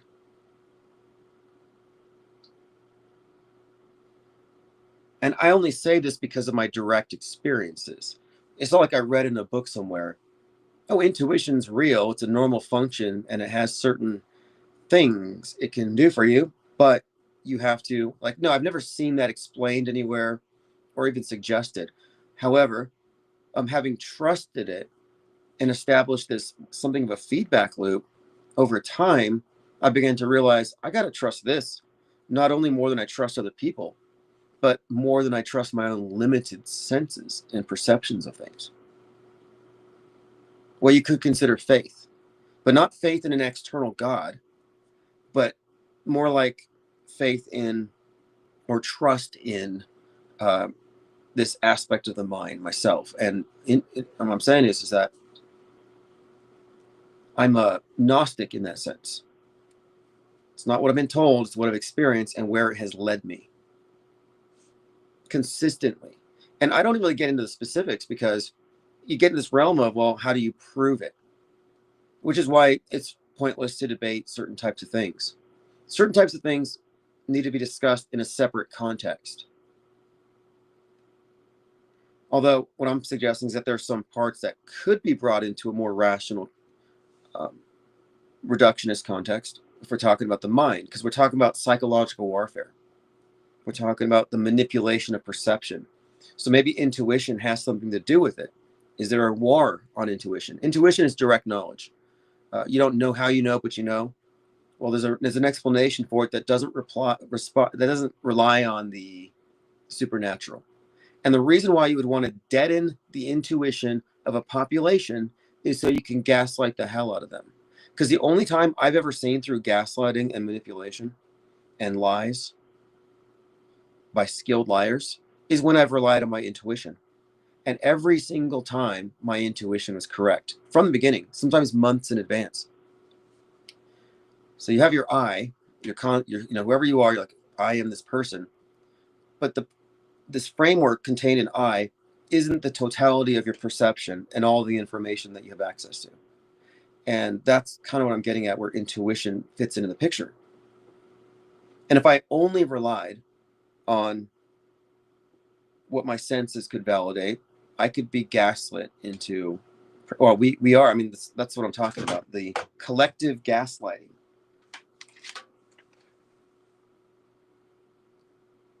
And the definition of it essentially is your perceptions are secondary to what you're being told. So don't believe what you perceived, believe what you saw on TV. Don't believe your research, believe what we tell you. Well, the more that happens, the more your trust in your own perceptions atrophies and it goes to the source. And this constant going to the source is a dependency. And that's what gaslighting does. It's a relinquishing of your control, of your agency, of your, even of your ability to think for yourself, your intellectual autonomy. And I think in the same way that we are gaslit when it comes to processing news, I think we're gaslit about intuition itself. Don't rely on your gut feelings, on these perceptions that you can't really articulate. Just trust the obvious, what's in front of your nose. Kenley says innate knowingness. Yeah, exactly. But direct perception. Yeah, lasers say perception is primary to the scientific method. Well, we're talking about the scientific method, we get into like observation. So one of the key points here that I have noticed is that I wouldn't ever have really paid attention to it or even made an attempt to make it a part of my assessment of things if I hadn't recorded it, documented it consistently. And patterns began to emerge. But one of the things too is that this body of research, this line of thinking, doesn't have any sort of foothold in the world stage. You're not going to find it. The only place where I can find anybody who even goes into this kind of area of thought goes into mysticism, magic, and New Age. And there might be some overlap in the thinking, but it's generally not actually accurate, I don't think.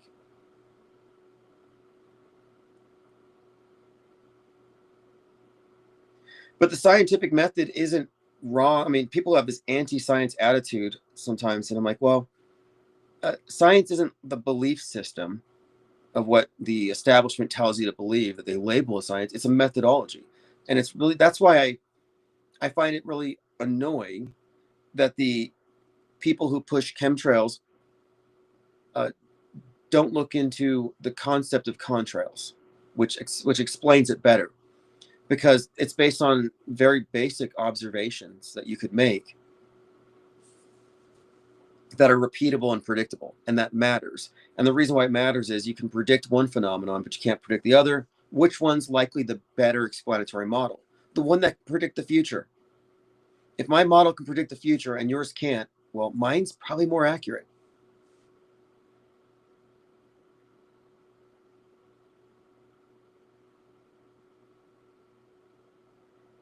All right, let's see here. Going through comments. By the way, if you comment, you will get a blue wrench. So lately we were talking about the connection between Michael Aquino, Mind Wars, and TPUSA. Well, I found another interesting connection to Michael Aquino. John B. Alexander. John B. Alexander, retired colonel, leading advocate for the development of non-lethal weapons and the military applications of the paranormal. He's written lectures, given lectures on UFOs. He characterizes his career as having evolved from a hardcore mercenary to a thanatologist. This is the guy featured in The Men Who Stare at Goats. The other day I was talking about the boys offshoot called Gen 5, how in season 2, episode 4, a goat named Elon is levitated and then exploded. I thought, I wonder what that means. For Musk, that is. So The Men Who Stare at Goats. Here it is.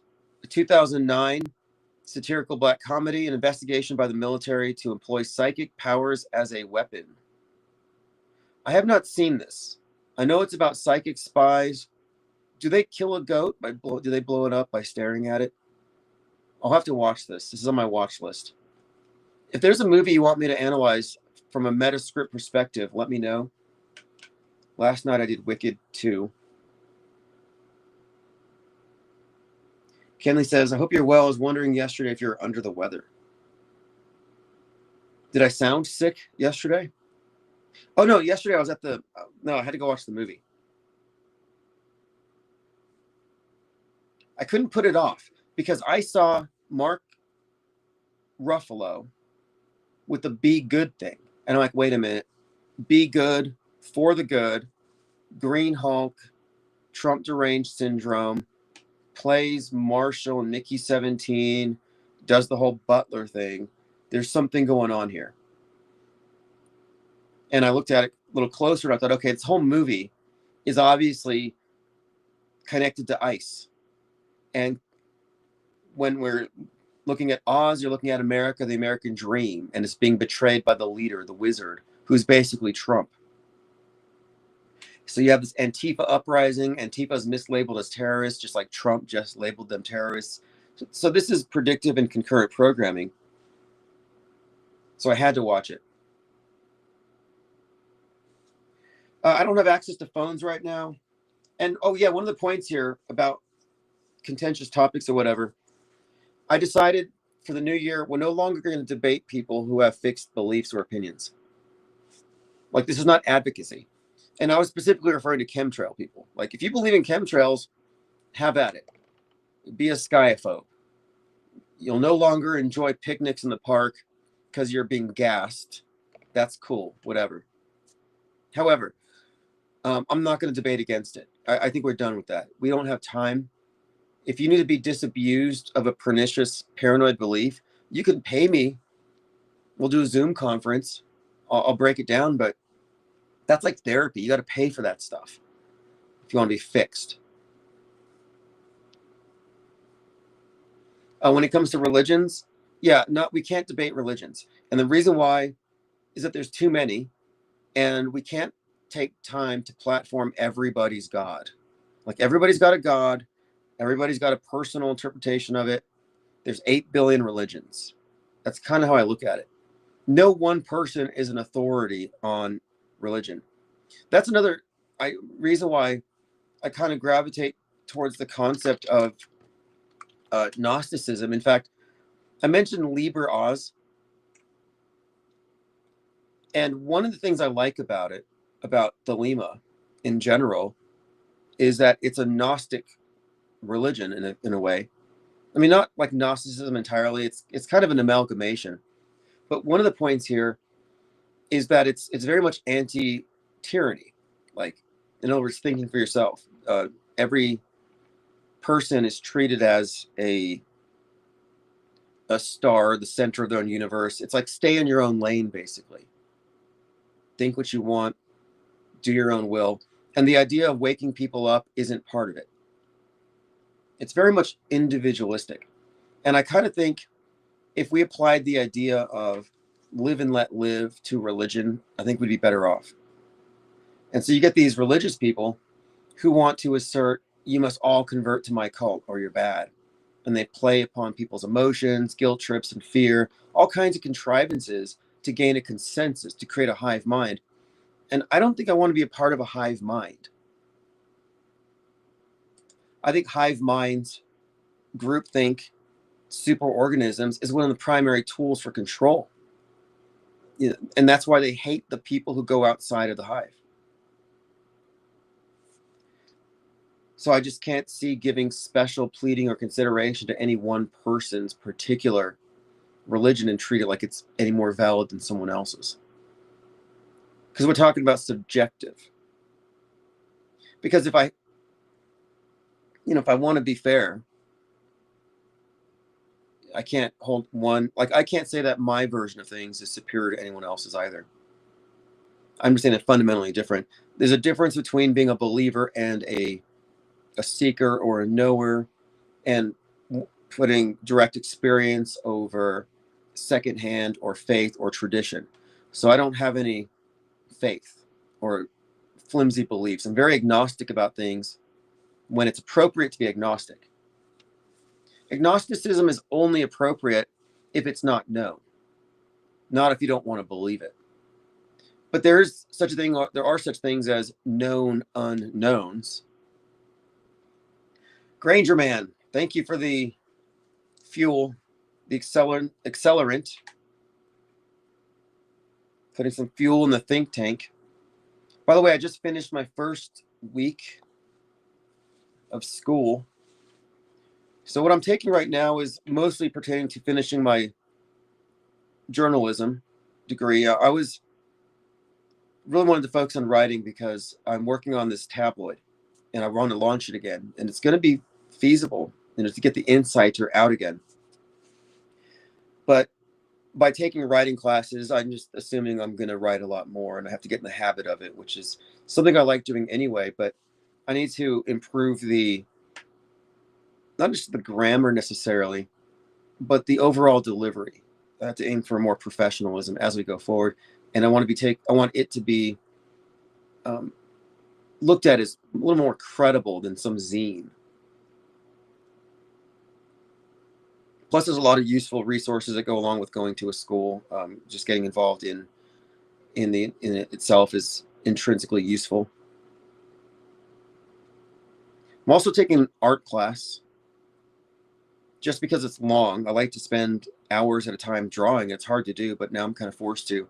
So it's a 3-hour class, mostly with, I think I'm mostly just drawing, pencils, charcoal. I'll likely sell the art anyway. But this is part of the overall plan. I was previously a student at the same place. I used to work for the newspaper. So I'm just trying to find ways to, I think, improve what we're doing here. And also, position myself to be more productive overall. I have breaks in between classes where I will be regularly live streaming, and I'll put those schedules out. There's free Wi-Fi in the university parking lot, so I'll have my laptop. But I do expect within 2 to 4 weeks to be in a studio with my computers back up, open phones. We're going to get another 1-800 number so that we can have callers on a queue, back-to-back callers, which is how it generally works. And the system I used before is great because you can even use just call on your phone, call the 800 number, and you can listen until you get brought onto the phone call. Okay, let's continue here. We're talking about John B. Alexander, the Men Who Stare at Goats. Just another interesting connection here. This guy, again, he's a thanatologist. It doesn't have to do with death or something. What is that? Oh, yes, that is. A professional who studies and helps people navigate the complex topics of death, dying, grief, and bereavement. Oh, interesting. As a career arc, to go from hardcore mercenary to thanatologist. We'll look into him closer, but Michael Aquinos was the one we were talking about in the Temple of Set. He's the one who was with the Church of Satan, but they don't worship Satan. They worship themselves as animals, and they think Satan is just a symbol. And he wanted to worship the devil, so he forms his own group called the Temple of Set, where they give out degrees as you progress. And do you know what they call somebody who's a 5th degree Setian? Is in the Temple of Set. The 5th degree, Maga. Yes. You are called a Maga. Probably Mega, or I think it's Maga, but it's Maga is like Magus, like a magician. Didn't Marina Abramovich call Donald Trump a great magician? And he is a magician. At the very minimum, like he may not be doing spellcraft necessarily, but he's certainly a magician in the lesser magic sense, as an illusionist, as a liar. And I'm not saying that he's like he's reading scripts, so he's building lies, building false histories. But what he did in Butler, Pennsylvania, cemented him as a great stage magician, like Penn and Teller or Chris Angel. Because what he did is he convinced an audience that he had just been shot on the side of the head and it grazed his ear. I mean, it was brilliant. He fooled the world. Leo the Friend says Simon Magus. But yeah. And one of my favorite characters, actually, of the Bible.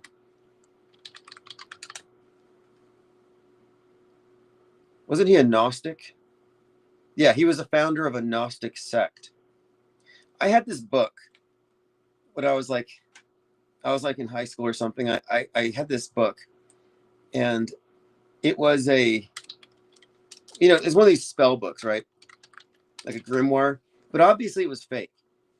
Like there's no way it could be ancient if like it has this ancient account of this wandering priest, and he's like learning the different religious traditions from around the world, and he witnesses some kind of rites, and then he publishes this spell book, the Book of Dead Names. And you're reading it, and it's like, well, this is written like 20th century science fiction or fantasy.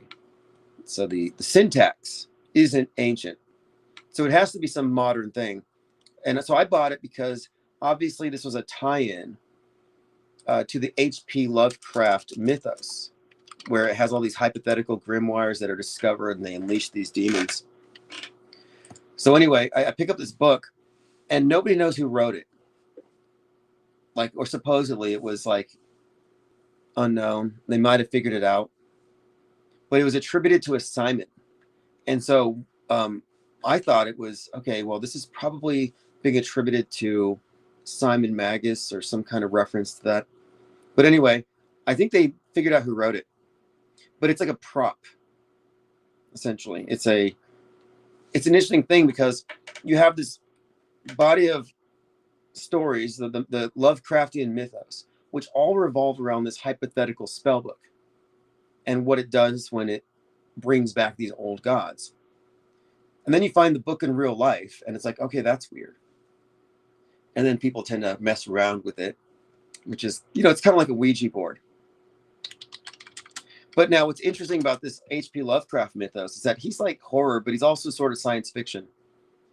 And the story revolves around these ancient gods that fell to Earth. And they landed in the ocean. And they have a city at the bottom of the ocean called R'lyeh. So this sunken city is located, according to the story Call of Cthulhu, as being at the pole of inaccessibility. And so the pole of inaccessibility is the most geographically remote location furthest from any landmass. So like the least likely place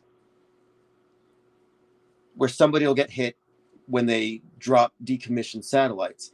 So this is the place in the ocean where the old ones have their sunken city, the city of the dead or whatever, where the gods are dead, like comatose, and they will awaken when their bloodline descendants start receiving the messages and start summoning them with these rites. And it's like this, it's kind of this alien invasion story, but the aliens are already here and they're beneath the ocean and they're waiting for us to open our minds to them. And then they possess those who have their DNA. But anyway, the pole of inaccessibility is also the location where Jules Verne puts 20,000 Leagues Under the Sea. Point Nemo. The Point Nemo is kind of like the same spot. And then you also have what they call the spacecraft cemetery. And this is where decommissioned satellites go. A remote area in the South Pacific, spacecraft junkyard. Spacecraft junkyard says here, the area is roughly centered on Point Nemo, the oceanic pole of inaccessibility, the location furthest from any land.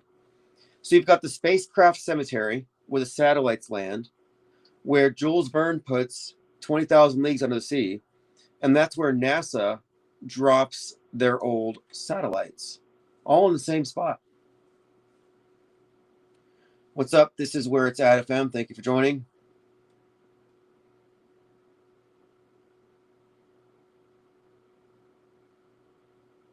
But the aliens underwater theme is kind of interesting here too.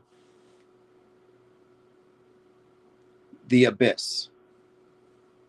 In fact, the James Cameron Ghosts in the Abyss documentary he was filming when he was on 9/11, I think is a reference to the Revelation 9/11 Abyss. When we mind map this stuff out, you're going to find it's very intriguing to note how you have these science fiction myths, you have biblical myths, and then you have these simulated events all synthesized together in these stories that they're telling. Like, so this meta script, in many ways, these syncretically blended myths and stories, it's like meta scripture. It's like they're creating this new paradigm through these manufactured stories, which I think are myths. Like, I don't think I'm wrong in calling this thing a religion. Like, when we talk about our media-informed version of things, it's more of a religious paradigm than a reality-tested, objective view of things as they are. Leo the Friend says there's a lot of parallels to deep sea and space, spaceships, the great star, ocean, etc. Right. Now, I did find a lot of interesting stuff about this.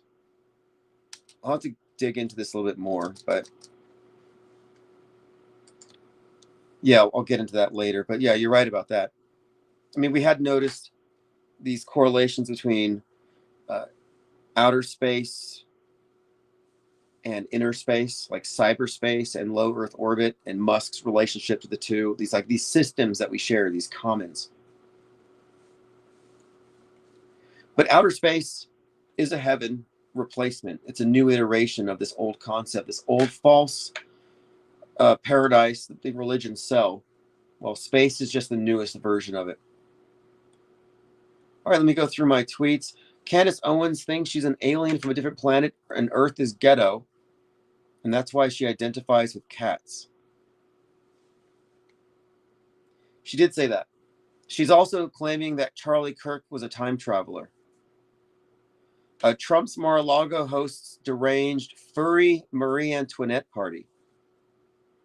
Now, this Marie Antoinette stuff, again, connects to No Kings. She lost her head during a No Kings protest. And in the Netflix show Lupin, Marie Antoinette's necklace is stolen the same week that people are watching the news with the No Kings protests. The Louvre is raided and somebody steals the crown jewels.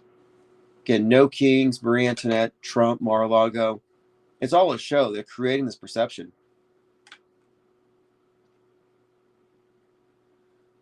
Kiefer Sutherland had been arrested for telling an Uber driver, pull over or I'll kill you. It'd actually be scary coming from him. The last time I saw him, because he's always played these great psychos, like in Lost Boys, is that vampire, in Stranger Things, and then there's Flatliners, where they die and they bring themselves back without their souls. Then he was in that movie, They Cloned Tyrone. They Cloned Tyrone has elements of Dark City, elements of Truman Show, elements of Josie and the Pussycats. It's a really good movie about mind control and music in particular. But I thought there's some Dark City elements to it. And then Kiefer Sutherland shows up. His father, Donald Sutherland, is the one who passed away at 88 last year. And we were talking about the Pope dying at 88 and the 88-year-old leader of the WEF stepping down the same day. And then Trump put 88-foot poles on either side of the White House. Like, what the hell was all that? Kiefer Sutherland was also Venom Snake in Metal Gear Solid, The Phantom Pain. Remrek says, Point Nemo is a pole of inaccessibility. It's NASA's spacecraft cemetery. Supposedly there's no life there at all.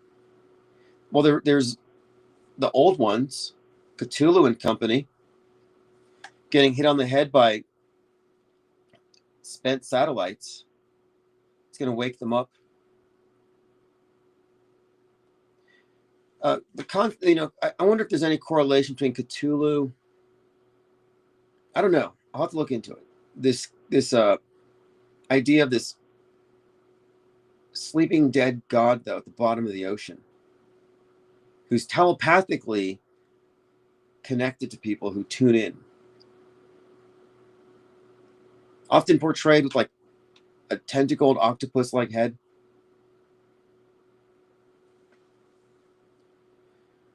All right, moving on. Candace Owens thinks the government uses standardized tests to track and target gifted kids. Charlie Kirk was marked young and lived a real-life Truman Show.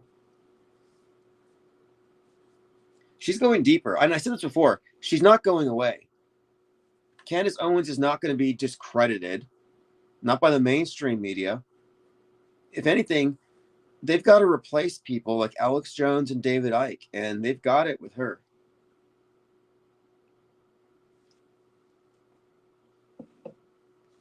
Leo says H.P. Lovecraft's inspiration for the sea aesthetic for the elder gods comes from Dagon, the biblical fish god of the Philistines who stole the Ark of the Covenant. Right, Dagon, who wears the fish suit that has a curious resemblance to the Pope with his big Mitra Pope hat.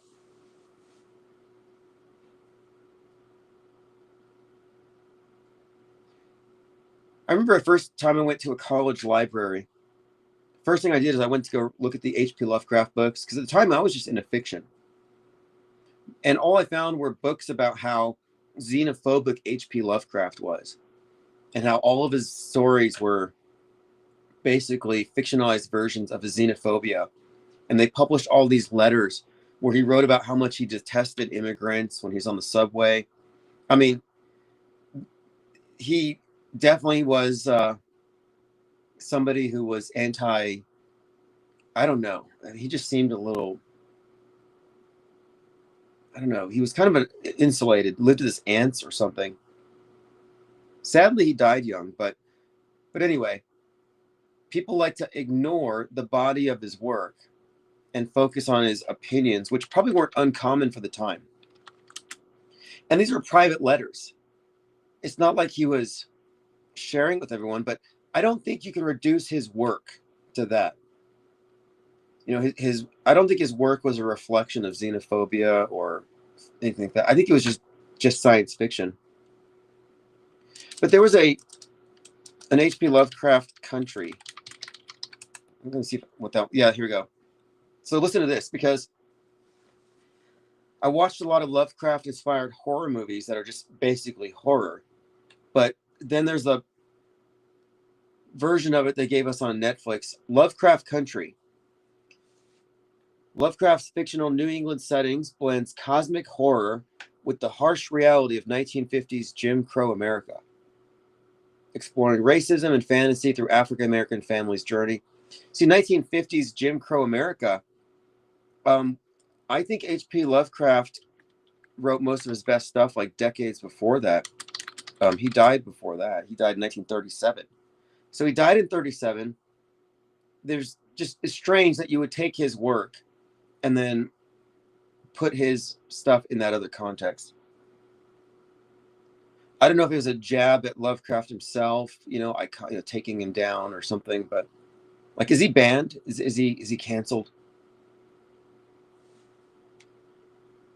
But I think his work is interesting because it's a blend of horror and science fiction. And it's his science fiction stuff that I think is way more interesting than anything else he's done. Although he did have a lot of interesting stories about dreams, like the dream cycle.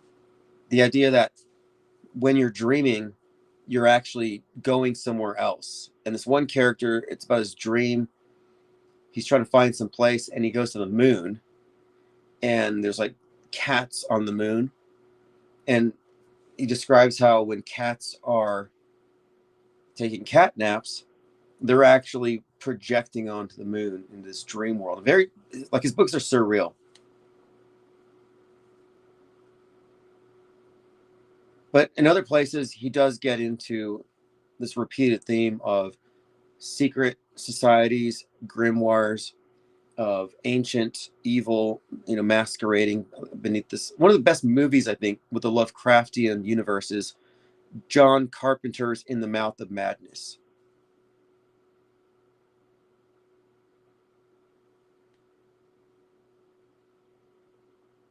All right, let's see here. Laser says, I need to read Lovecraft. Well, the nice thing about Lovecraft is it's short stories. So there's not a huge commitment, with the exception of the Dream World, One of the Cats, and the Call of Cthulhu. Most of them are relatively short. Once you read them, you'll see how many other stories are obviously inspired by it. Another author I used to read quite a bit of is the guy who wrote I Am Legend. I Am Legend. Well, actually, I think Richard Matheson, right? Yeah, Richard Matheson. Came out in 1954. So Richard Matheson's 1954 I Am Legend, a pandemic turns everyone else into vampire-like creatures. He's the last man on Earth. It became the movie Last Man on Earth and Omega Man, and then the Will Smith version, I Am Legend. But this was like really one of the most influential zombie apocalypse stories. And I think we were inundated with nonstop zombie movies, Walking Dead. I mean, how many seasons of Walking Dead? I watched like one. I just got kind of tired of it after a while. But when 2020 happened, I realized I think they used the zombie movies to program us for quarantine, to program us to fear the unvaxxed.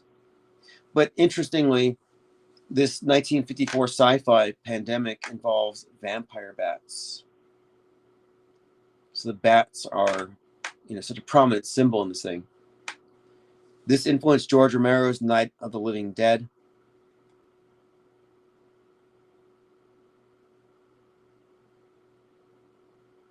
But yeah, they're vampires, but they're more like zombies. It's kind of a amalgamation.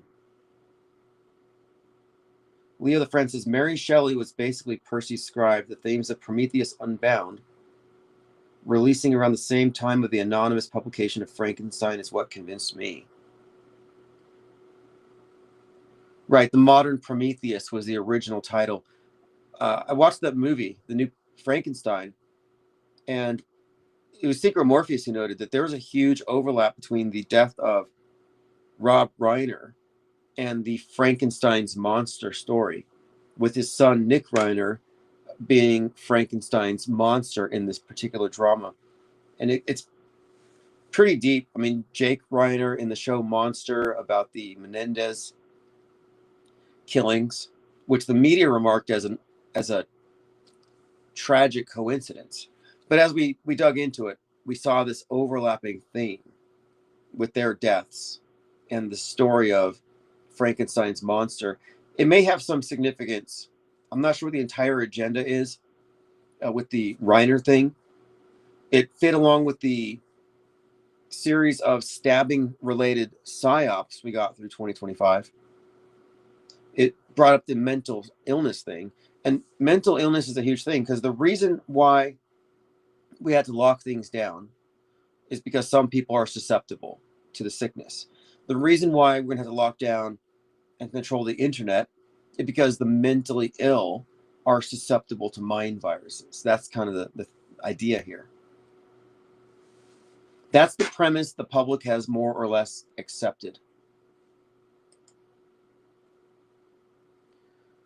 Okay, moving on.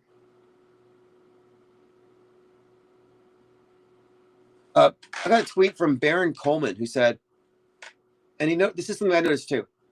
Before Charlie Kirk was shot, like before he was shot, he braced, pursed lips, closed eyes, chin up. And what this Baron Coleman said is, maybe it's a common position for him, but I can't find another example of him doing this between questions. So between questions, before he answers a question, did Charlie Kirk commonly have this pose of closing his eyes, putting his chin up, and closing his lips?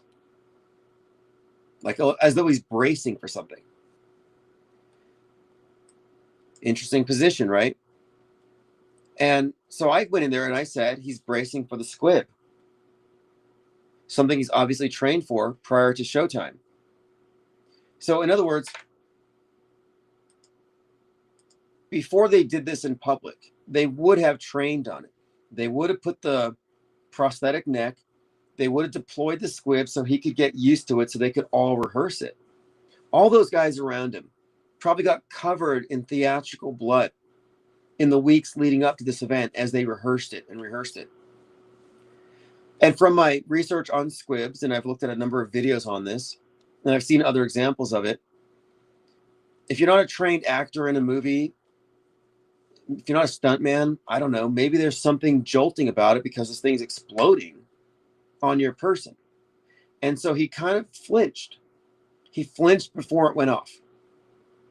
That's what it looks like. He knew it was going to happen. So to me, it looks like he was bracing for a squib.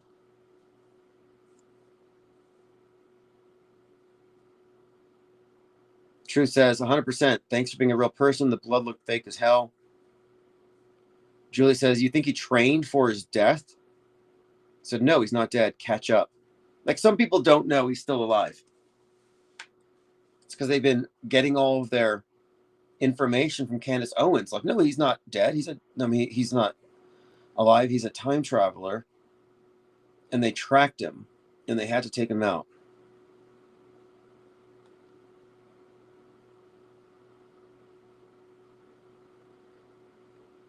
All right, I think we've gone through quite a bit tonight. I'm still going through my Twitter feed to make sure I haven't missed anything. We talked about the PSYOP programming in sports where Christian Kirk has a photo of himself with his hand on his neck on the day he was confused with Charlie Kirk. Very weird. We talked about Wicked 2, For Good, and how it connects to Renee Good. And this Antifa versus this fascist takeover narrative. That is the storyline that we're looking at now, as this whole thing, of course, kicked off because of Good. The riots are for good. 91 Oki says, love the book. Oh, thanks. Thank you for ordering it. The handbook for the recently deprogrammed.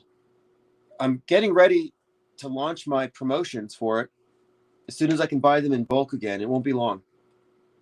But in the meantime, I've been developing the infographics and the whiteboard presentation that I'll need in order to convey these concepts, to break them down so that we can debate or discuss them with people who are not from the off-world stage perspective. We also mentioned how the Moonies have made their way into the Charlie Kirk hoax, where now Candace Owens says he went to South Korea a few days before because they were going to merge TPUSA with the Moonies and make billions, and he didn't do it, so they killed him. Which weirdly connects South Korea into the story with The Tempest. I was like, why is a South Korean spy thriller doing the predictive programming for the Charlie Kirk assassination? Well, now it all kind of makes sense.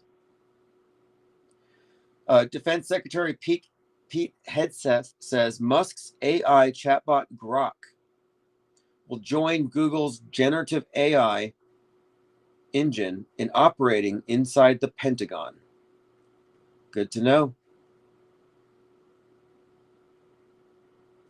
91 Oak says, I love the 33 card. Oh, okay, that's right. I am sending out PSYOP trading cards as bookmarks for the books. I think I sold the last one. I'll put some more up soon. I'm getting author's copies, so it takes a few days for me to get them, but I'm ordering them and I'm signing them and selling them as fast as I can. The book is important and it's foundational.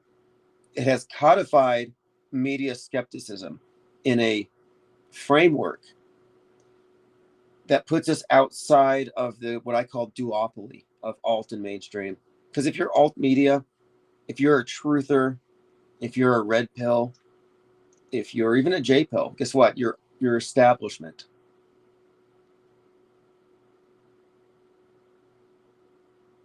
I mentioned this last week. On July 7th to the 19th of this year, Back to the Future will be performed. The Broadway musical Back to the Future will be performed at the Trump Kennedy Center. And again, Back to the Future contains predictive programming for 9/11, and it has Trump in it. And as I said, the predictive programming examples of Trump tend to involve 9/11. Even that commercial he did with the sheep in it.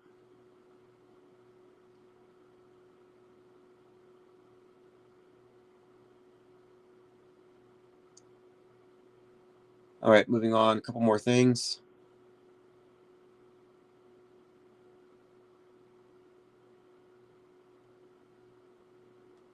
I've been updating all my predictive programming references. The thing with the fire was not a surprise, but follow my tweets at IPS Think Tank.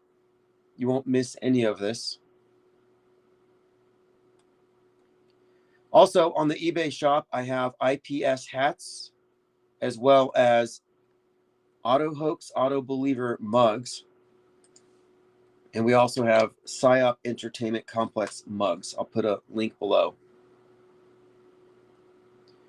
Ice-T changed the words of cop killer, talking about ICE. Interesting how they've this is all very much accelerating. I don't know how things are going today. I haven't looked to see if there's any recent outrages, but I make it a point not to respond to them as though they are as presented.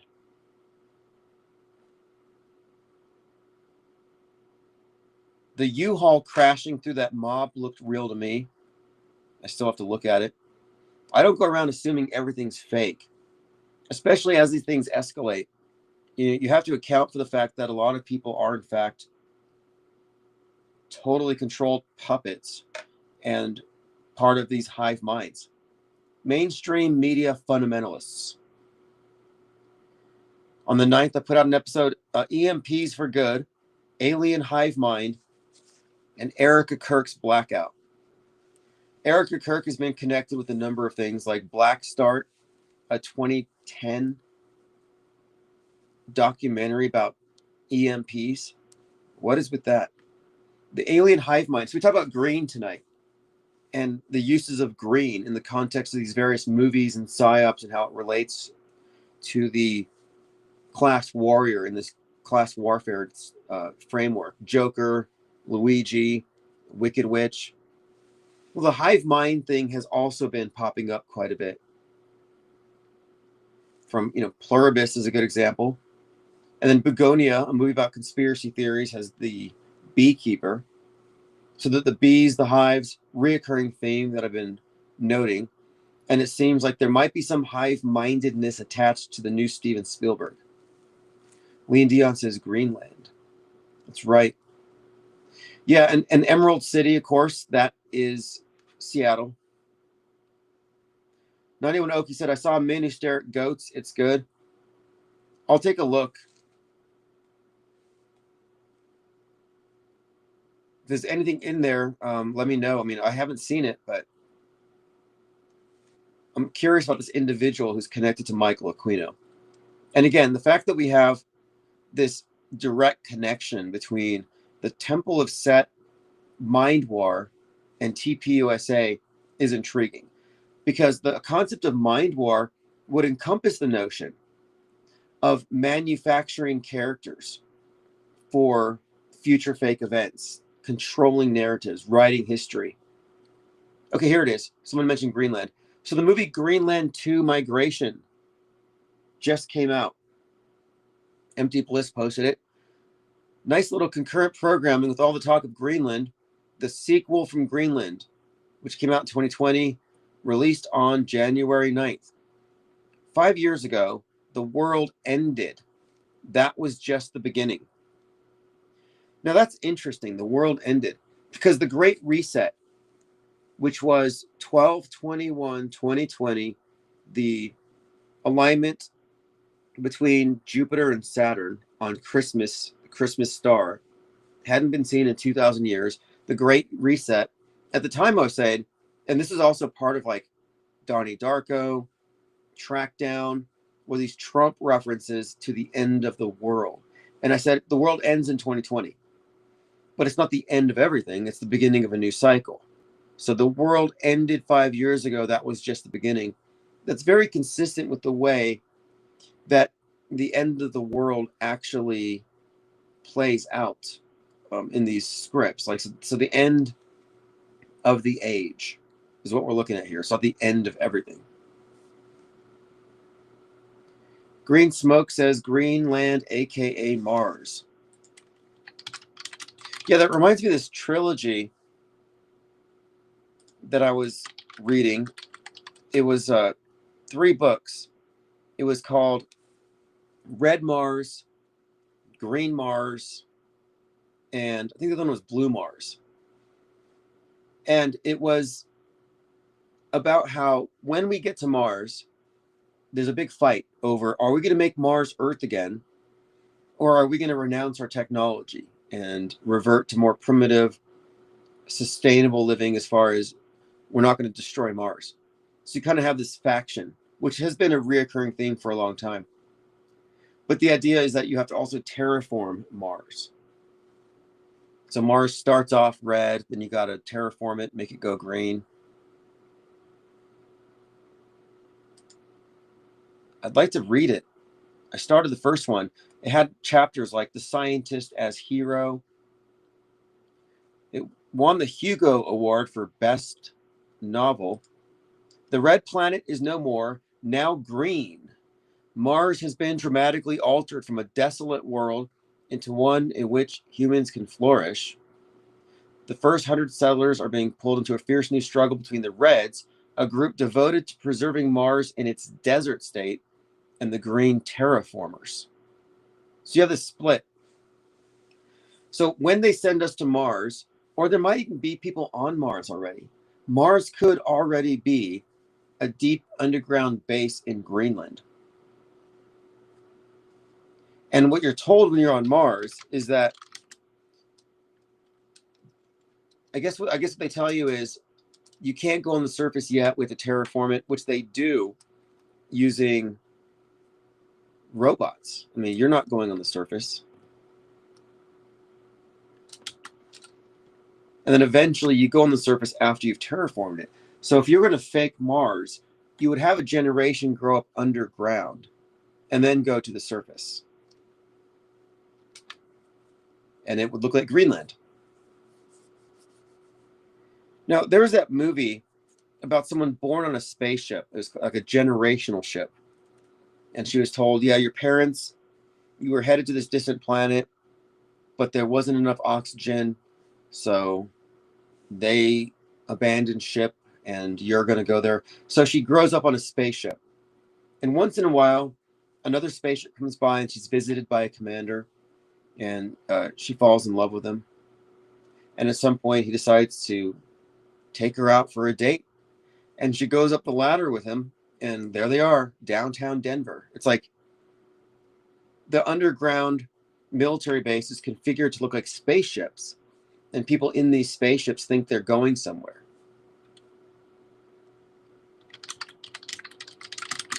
And this one was, it wasn't in English. It was, I had to read the subtitles. I thought it was pretty good, though. It was kind of a love story in a weird way, but she's like a guinea pig. But what was it called? It had a 9 in the title. If anyone remembers what this movie was called, about someone being born on a spaceship.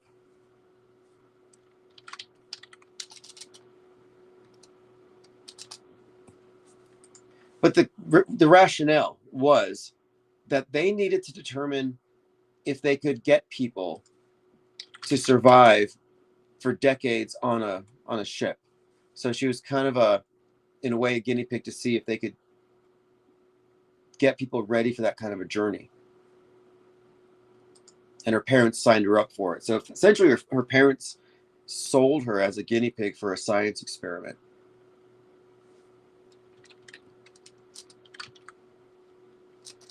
All right, let's see what else we have here. Yeah, it was Orbiter 9. I was looking at Revolution 9. It's like, no.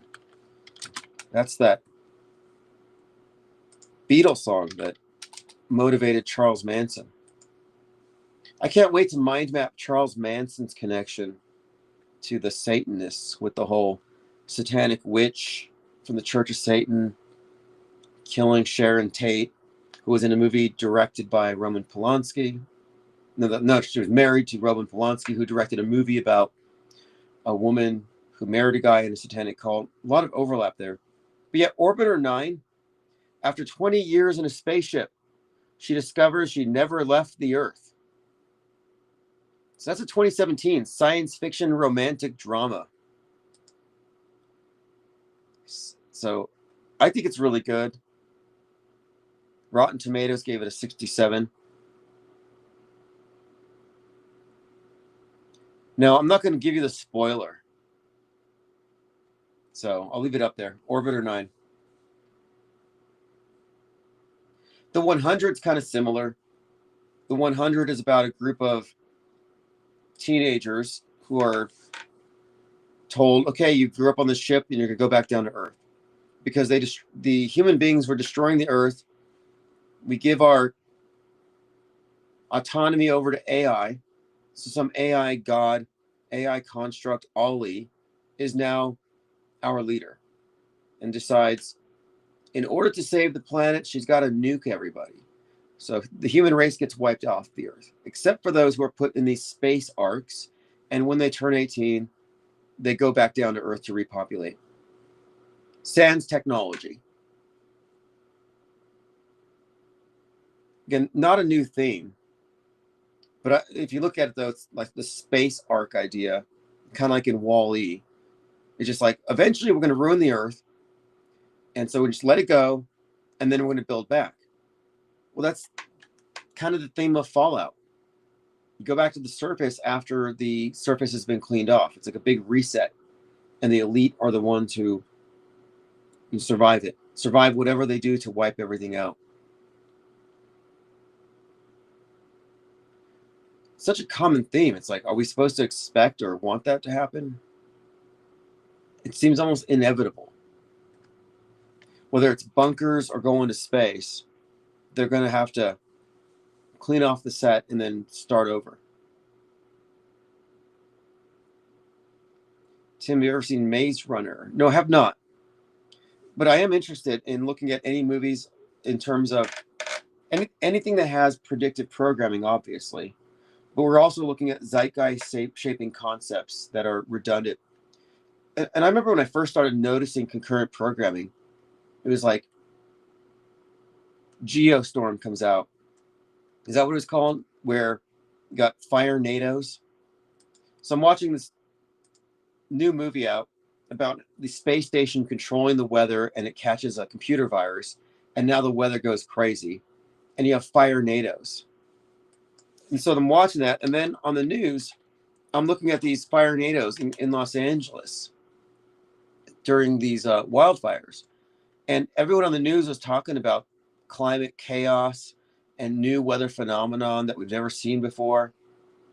And these reporters were all talking about, wow, it's a fire NATO. And I thought, these look like CGI. They look fake. I'm not saying fire NATOs aren't real or anything like that. I mean, I'm sure. But I'm saying the way that they were being presented as this new phenomenon caused by our overconsumption of fossil fuels and stuff, it's like, okay, fire NATOs are a thing. But I heard about them on this movie that just came out right before.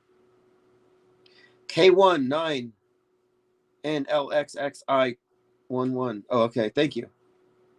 TK says, I need sleep. I'm drunk, but I miss you. Well, we're going to be on at a regular time. Go to ips.monster. So even if you're not on Spotify or Patreon or Substack or YouTube membership, so if you're not, a paid member, you still can listen to us live, or you get the archives free at ips.monster on a replay. And I'm consistently updating them. Every time I upload the latest, I put the audio feed up there. And once I'm back in the studio next month, we're going to be live broadcasting on the audio streams as well. It's been almost a year. It's been a while. It's been about 8 months or so since I left the office space, but we're going to get back to it.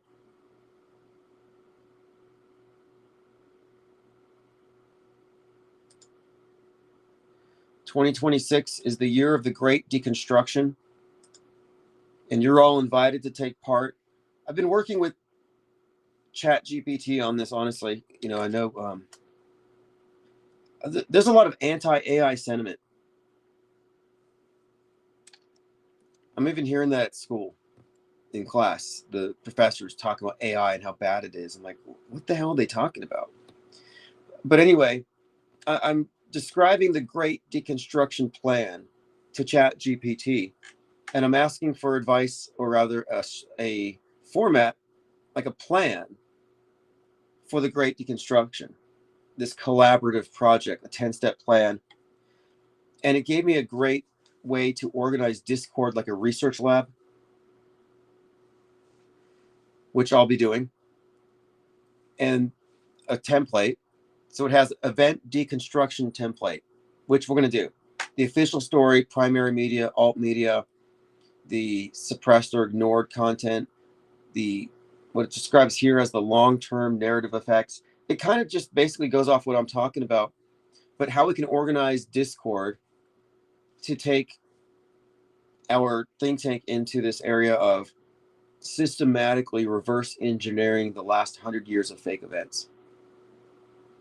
And using Perplexity, it's going to be very easy to source everything properly. And of course, with AI, I will be building mind maps, which will be included in all of this. But I think I have a plan that's implementable, and we're going to start this very soon. I was going to wait until I'm in the office space to actually launch the official Great Deconstruction, and we'll put it on a time frame. How long is it going to take us to accomplish its goals? Because once we establish the framework, once we get, like I said, the major events, the news bending events that have bent history, once I have them all on a timeline, then we will be able to effectively demonstrate, look, This is the real timeline. This is the media version of things and alt media. And here's this other timeline consisting of all the fake things scheduled in advance, the program. And you can see how the program is superimposed over real life. The theater of Saiwar. Once we've set that structure out there and set out this timeline, then it's going to consistently be added on to every single day. Other people can contribute. It just needs to be organized. But you can't delete it. You can't undo it. These connections, once these connections are acknowledged, made, and documented, you really can't put that away. They say, oh, it's just a coincidence. That doesn't really fly anymore. If you're still saying that, you're not paying attention. It's not even a serious claim. Like, again, if somebody's incredulous, they're just as credible as someone who's credulous. It's a low information take. I'm interested in skepticism. Prove me wrong, change my mind. I'm all about that. But to this, to date, no one has really refuted the premise of our history being proactively created through the implementation of psyop, staged events, media hoaxes, etc. And not only that these things occur, but that they are systemic and that they are evidence of something bigger, evidence of synchronization between government and entertainment in a way that would be scandalous if the normies could see it. Because what you're looking at here is beyond like subliminal, like people are subliminal programming is bad. We got to regulate against target marketing, certain like basically people are open to the idea of being media savvy. We don't want to be manipulated by media. Yet they have this huge blind spot.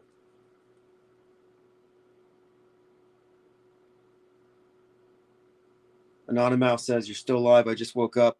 Yeah, we're reaching near the 3-hour mark, which will be the norm. So normally it's going to be 1 hour to go over the most recent developments. And then the next 2 hours will more of the same with phones. Yeah, Dark Ghost Wind says, I look back on Charlie Kirk's debates and he debated about Israel, the kid wearing a shirt that said sniper.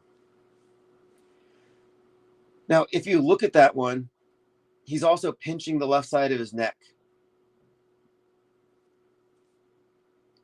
Kenley says, I don't believe in coincidence, rather synchronicity. Well, okay, now this is the thing. We're looking at deliberate synchronization between entertainment, drills, and fake news events. So these are coincidences, yeah. They're meaningful coincidences. So you could look at them as synchronicity. However, that term doesn't really apply to media events. The synchronicity is a subjective thing. So these are engineered coincidences. Deliberate synchronization. I use the term entrainment. But once you acknowledge it, once you document it, you're having to recognize a few things. Because for there to be synchronization between a major world event and streaming movies on a regular basis, it presupposes some pre-planning, not just in the release times, but you also think about the coordination involved in producing something with these specific messages to correlate with that. So like, wait, well, how far back do we go with each of these? Well, how far back do the movies that foreshadow it go as a starting point? But these are artificial coincidences. These are coincidentally, they unfold as coincidence. And people say, oh, that's just an eerie coincidence. It's just a ironic coincidence, tragic coincidence. People use the word coincidence as though calling it a coincidence means that it's random or there's no intentionality. But these are intentional coincidences.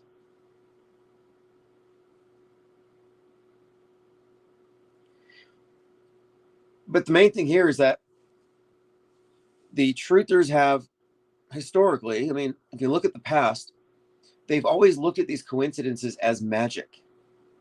Oh, look, The Simpsons predicted that. Must be the simulation. It's like that's saying God did it. No, I'm sorry. God's not involved in fake news. The universe or dark forces or whatever, the demiurge, is not going to be involved in making sure that your Netflix messaging lines up with the fake news. That's not what's happening. This is a facet of propaganda. It's a form of advertising. It's a form of product placement for future fake events. Once you recognize news bending and extrapolate that to history bending, all the mystification falls away. It's no more no more do we have to say, oh, it might be dark forces or higher forces or simulation. These shouldn't be mind-blowing. When you point out a coincidence of this happened in the movie, this happened in real life, if your response is my mind is blown, the fabric of reality has been torn asunder, I'm like, okay, you're a mind war casualty. You cannot process this. That's not a good thing. You shouldn't be confused, ambiguous. Your mind shouldn't be blown by this stuff by now. If anything, you should be jaded.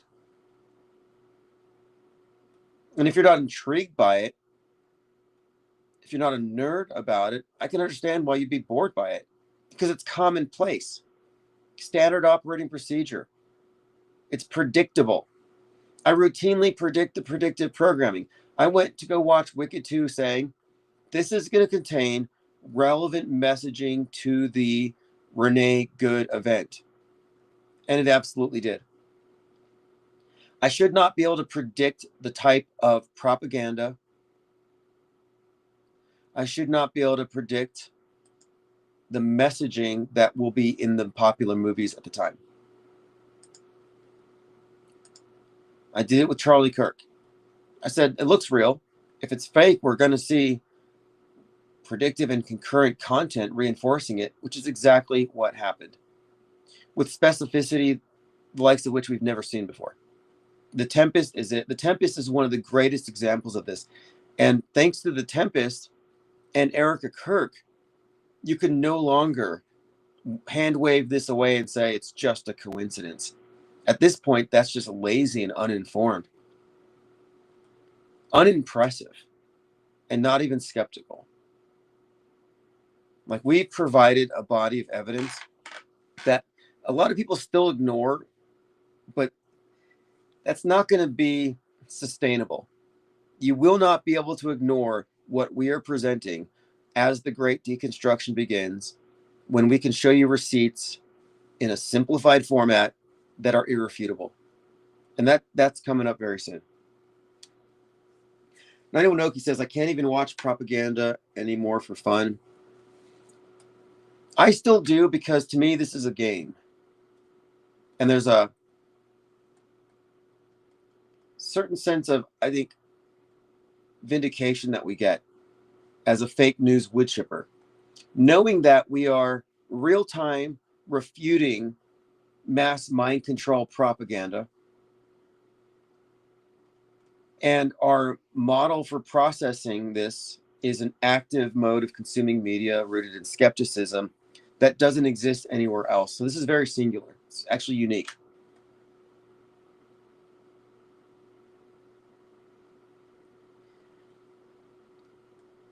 And I would say that the IPS think tank has demonstrated itself to be anti-fragile.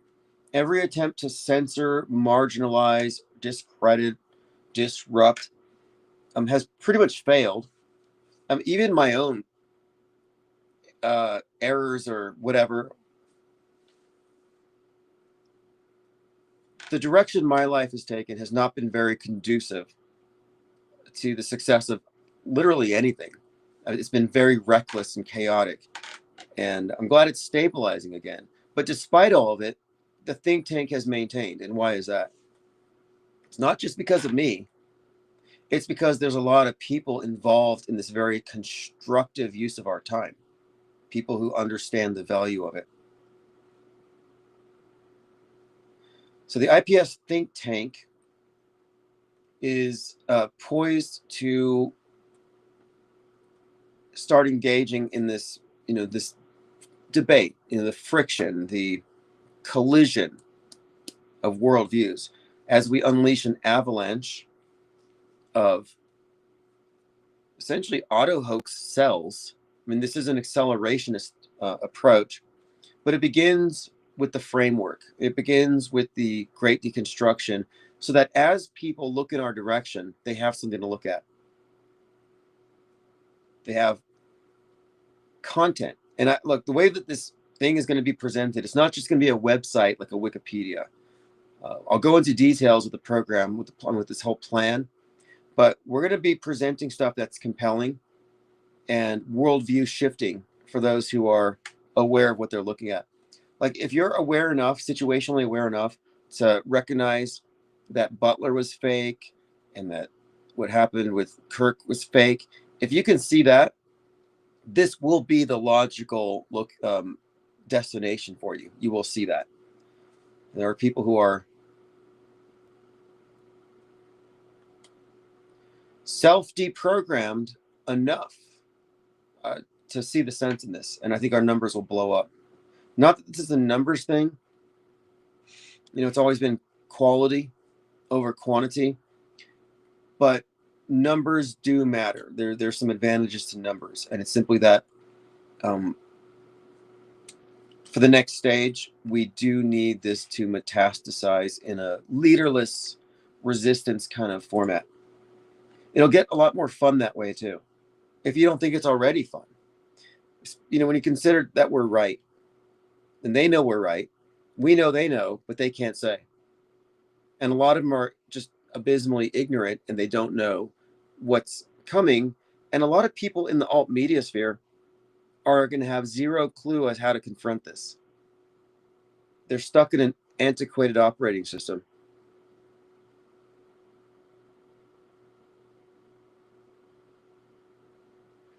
All right, we'll continue this conversation tomorrow, which will be 116. Okay, tomorrow, I don't know what's happening on the world stage as far as the Twin Cities. I haven't kept up. I know there was another shooting.